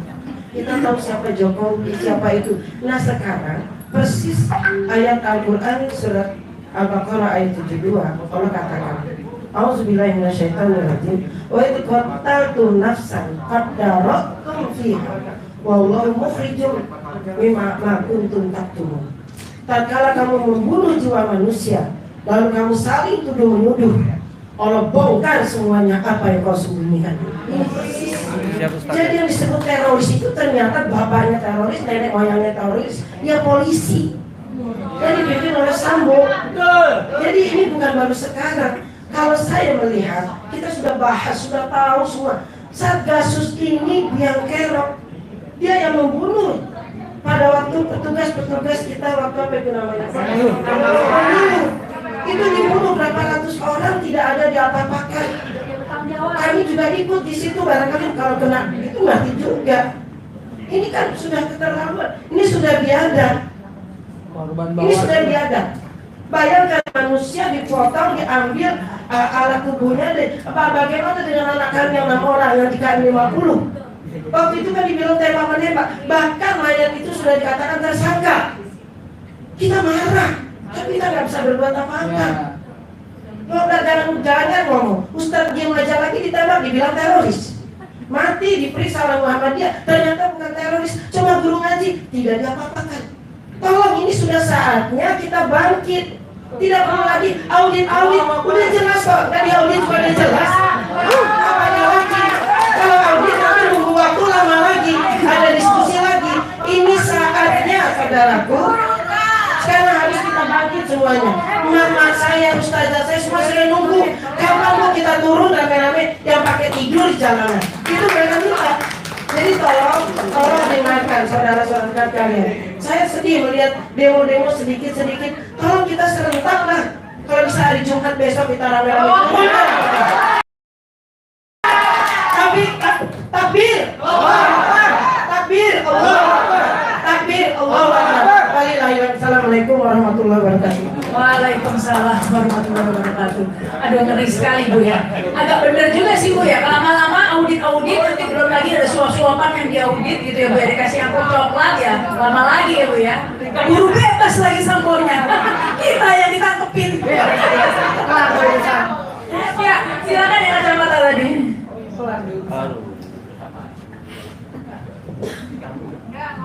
Singkat saja ya. Terima kasih. Assalamualaikum warahmatullahi wabarakatuh. Waalaikumsalam. Saya Ya langsung aja, singkat. Ini kita melihat polisi ini, saya melihat seperti apa, menyapu rumah kotor dengan sapu kotor. Betul. Nah, yang saya minta ini apa? Supaya Kapolri ini si Desjo dipecat. Kenapa? Gantilah dengan PAT Kapolri itu Mahfud. Itu jangan lama-lama, setahun lah cukup Mahfud. Menyapu PLT gitu ya Pak ya. Komar ya. Terima kasih. Allah maaf kita mencoba muka Jokowi sangat munafik. Oh. Terima kasih Pak Komar. Aduh. Ya, ini terakhir ya Bang Narwan ya. Ya, satu lagi terakhir siapa? Bang Muslim. Bang Muslim mana?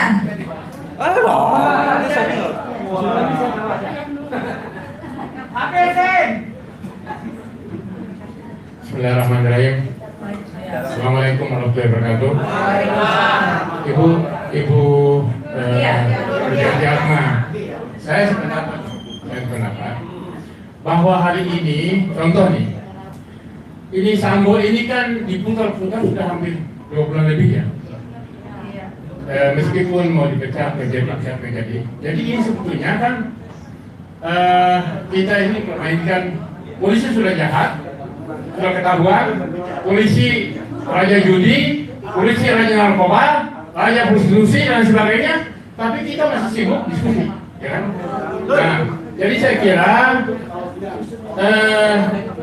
inti persoalannya adalah, Ibu, kalau memang kita mau turun, saya pikir saya ingin seperti 212.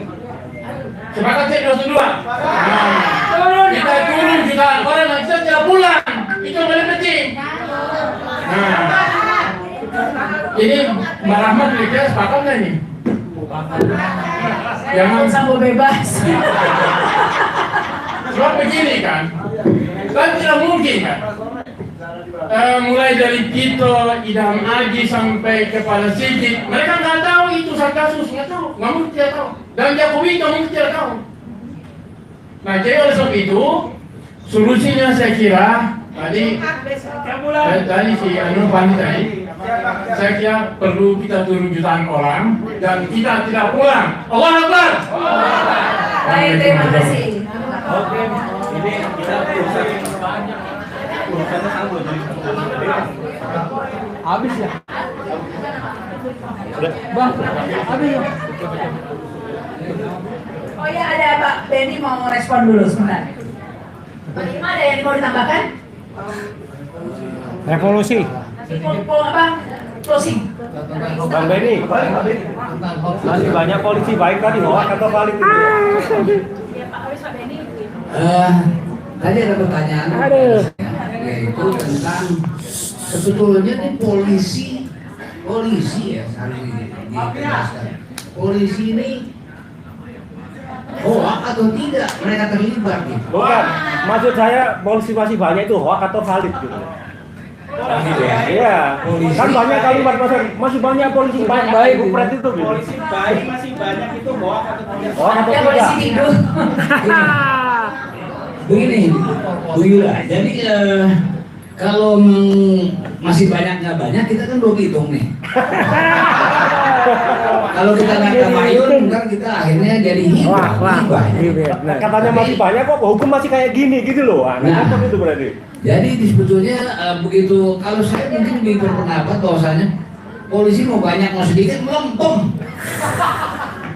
Ya itu ya. Yang kedua saya menanggapi ini kepada teman-teman yang begitu bersemangat bicara tentang revolusi.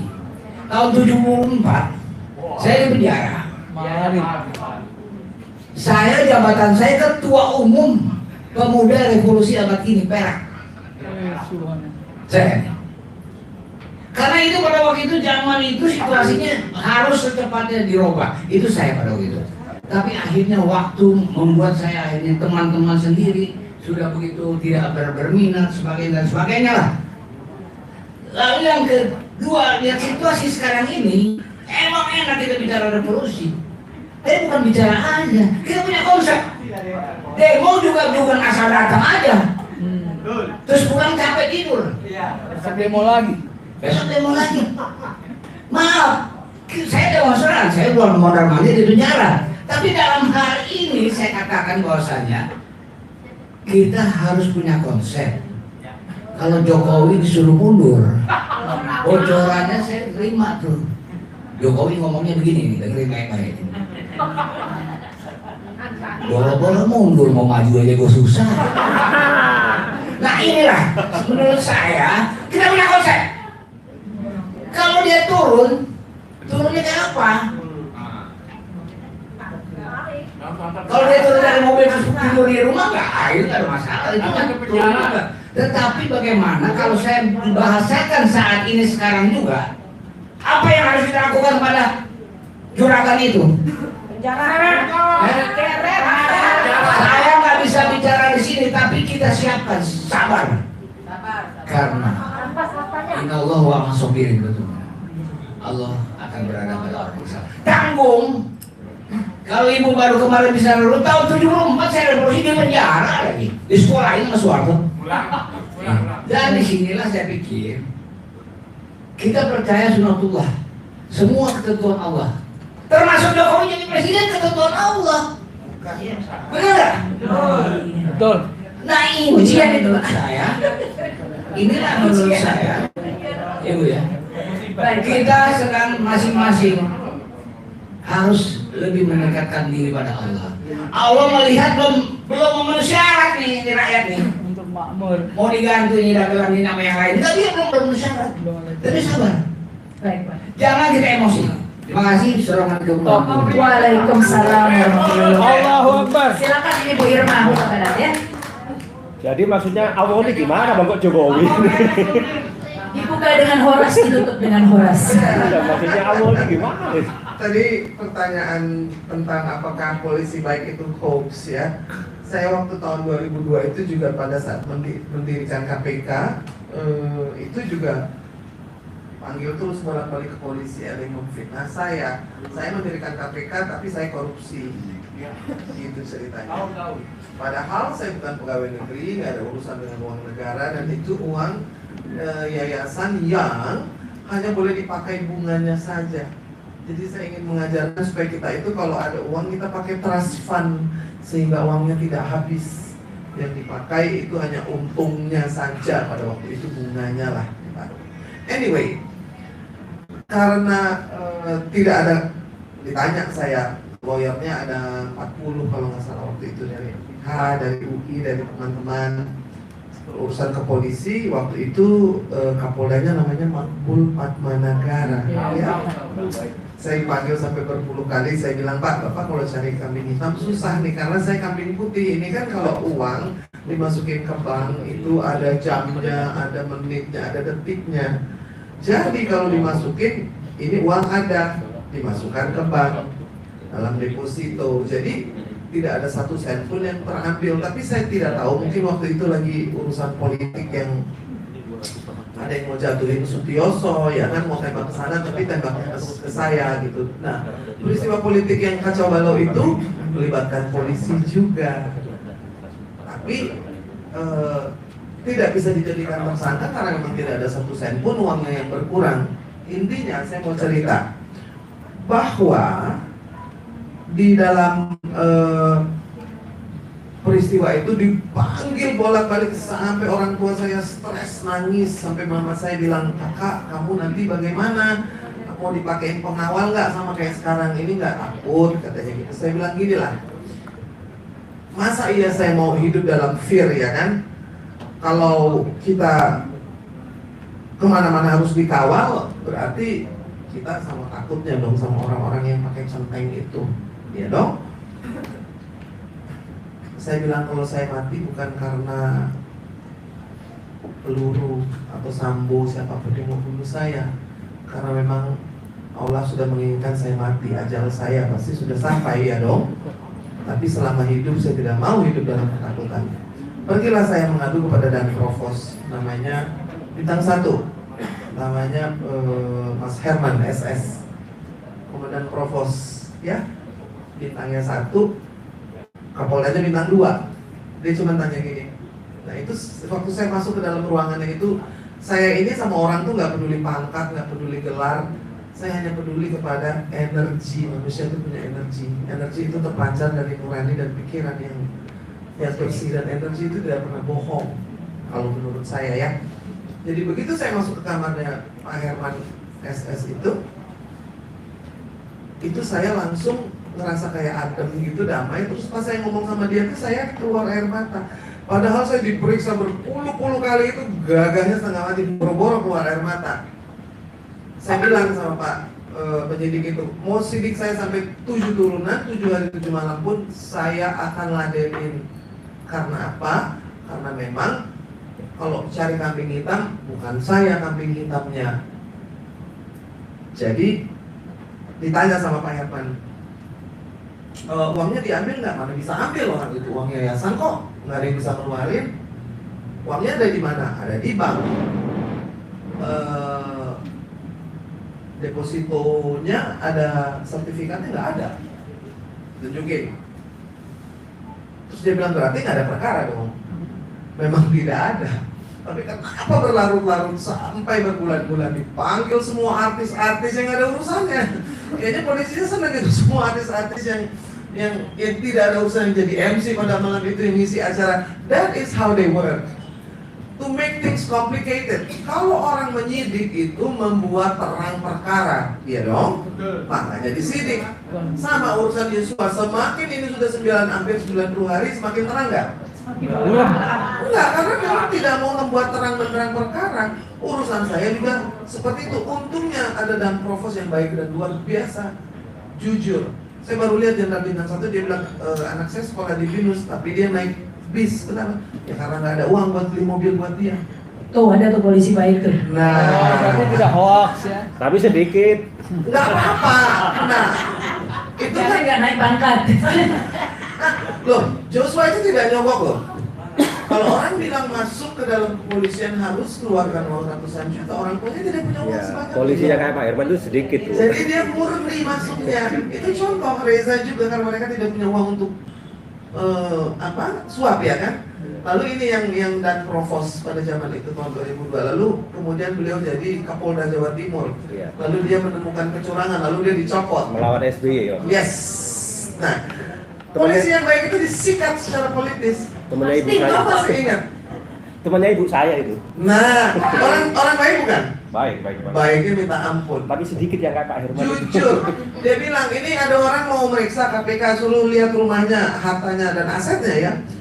Saya tinggal di gunung katanya, sampai akhirnya orang yang mau meriksa itu balik lagi saking jauhnya dan jalanannya jelek banget. Dan saya baru lihat ada orang yang pikirannya bersih, hatinya bersih dan jujur. Itu namanya Herman SS. Suherman Suma Wireja. Nah, Suherman Suma Wireja. Saya berhutang budi padanya. Dia berani menghadap kepada Kapolda. Dia bilang ini tidak ada kasus. Ibu Irma ini tidak bersalah. Ini hanya karang-karangan. Polisi bisa diperadilankan. Ada polisi yang mau berkata jujur kepada polisi. Ini ada kasus, ini mengada-ada, ini mengarang-arang, harus ditutup. So that's what happened. Saya ketemu Dan Provos yang baik. Mudah-mudahan masih ada. Nanti saya mau ketemu sama ibu kamu tuh, berarti kita punya teman yang sama ya kan? Pak Herman SS. Anyway, saya tidak pernah melupakan. Lalu ada juga polisi yang seperti Joshua yang masuk tidak menyuap. Lalu, nah ini masalahnya nih. Ini kayak yang kita lihat disebut oleh Pak Sugeng. ada yang meminjamkan pesawat jet, ya kan, Pak Robert Susatya kalau nggak salah.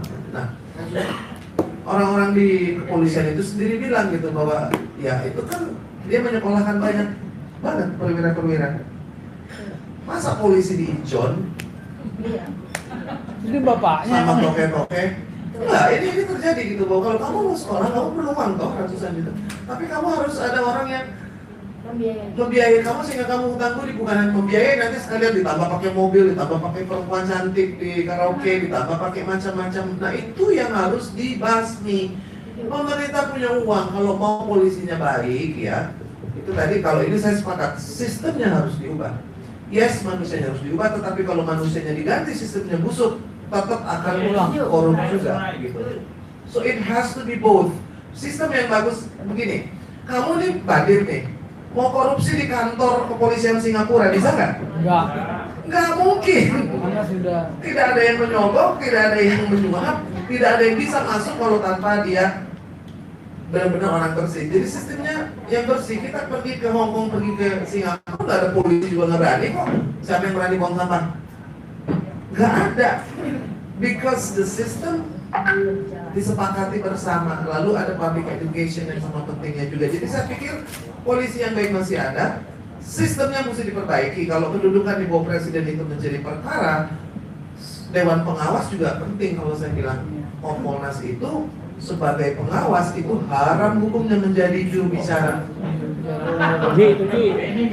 Nggak bisa. Kalau kamu mengawasi orang itu, kamu tidak bisa jadi jubir. Jadi ada beberapa hal yang di depan mata kalau pengawasannya. Kalaupun banyak yang nakal, tapi kan kita dulu juga banyak anak nakal. Tapi kalau kepala sekolahnya galak dan disiplin, kan anak-anak-anak berkurang juga, kapok juga.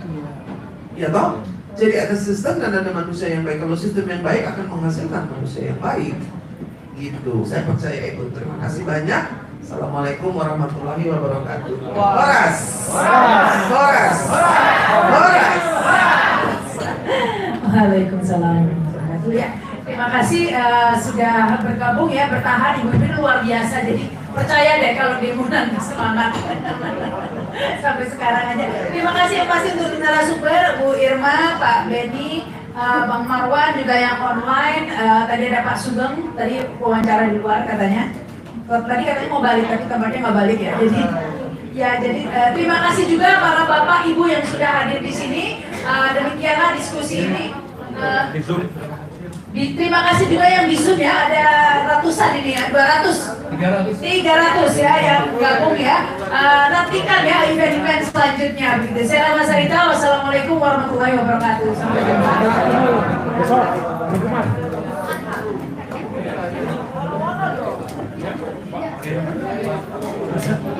Jadi teman-teman yang di Zoom, terima kasih sudah gabung dan mohon maaf kalau belum ada kesempatan untuk bicara dari teman-teman yang di Zoom. Mudah-mudahan di kesempatan yang lain kita ada waktunya, tapi sudah sangat sore jadi kita akan mohon maaf ya, waktu nanti kita akan segera tutup Zoom-nya karena sudah sore. Kuota nyewa hotelnya sudah mau habis. Terima kasih, semoga bermanfaat. Jangan lupa untuk nonton juga tayangan YouTube-nya, live streaming-nya di beberapa channel yang kebetulan baru live streaming. Nantikan juga acara-acara seperti ini di lain waktu. Terima kasih. Wassalamualaikum warahmatullahi wabarakatuh. Recording stopped.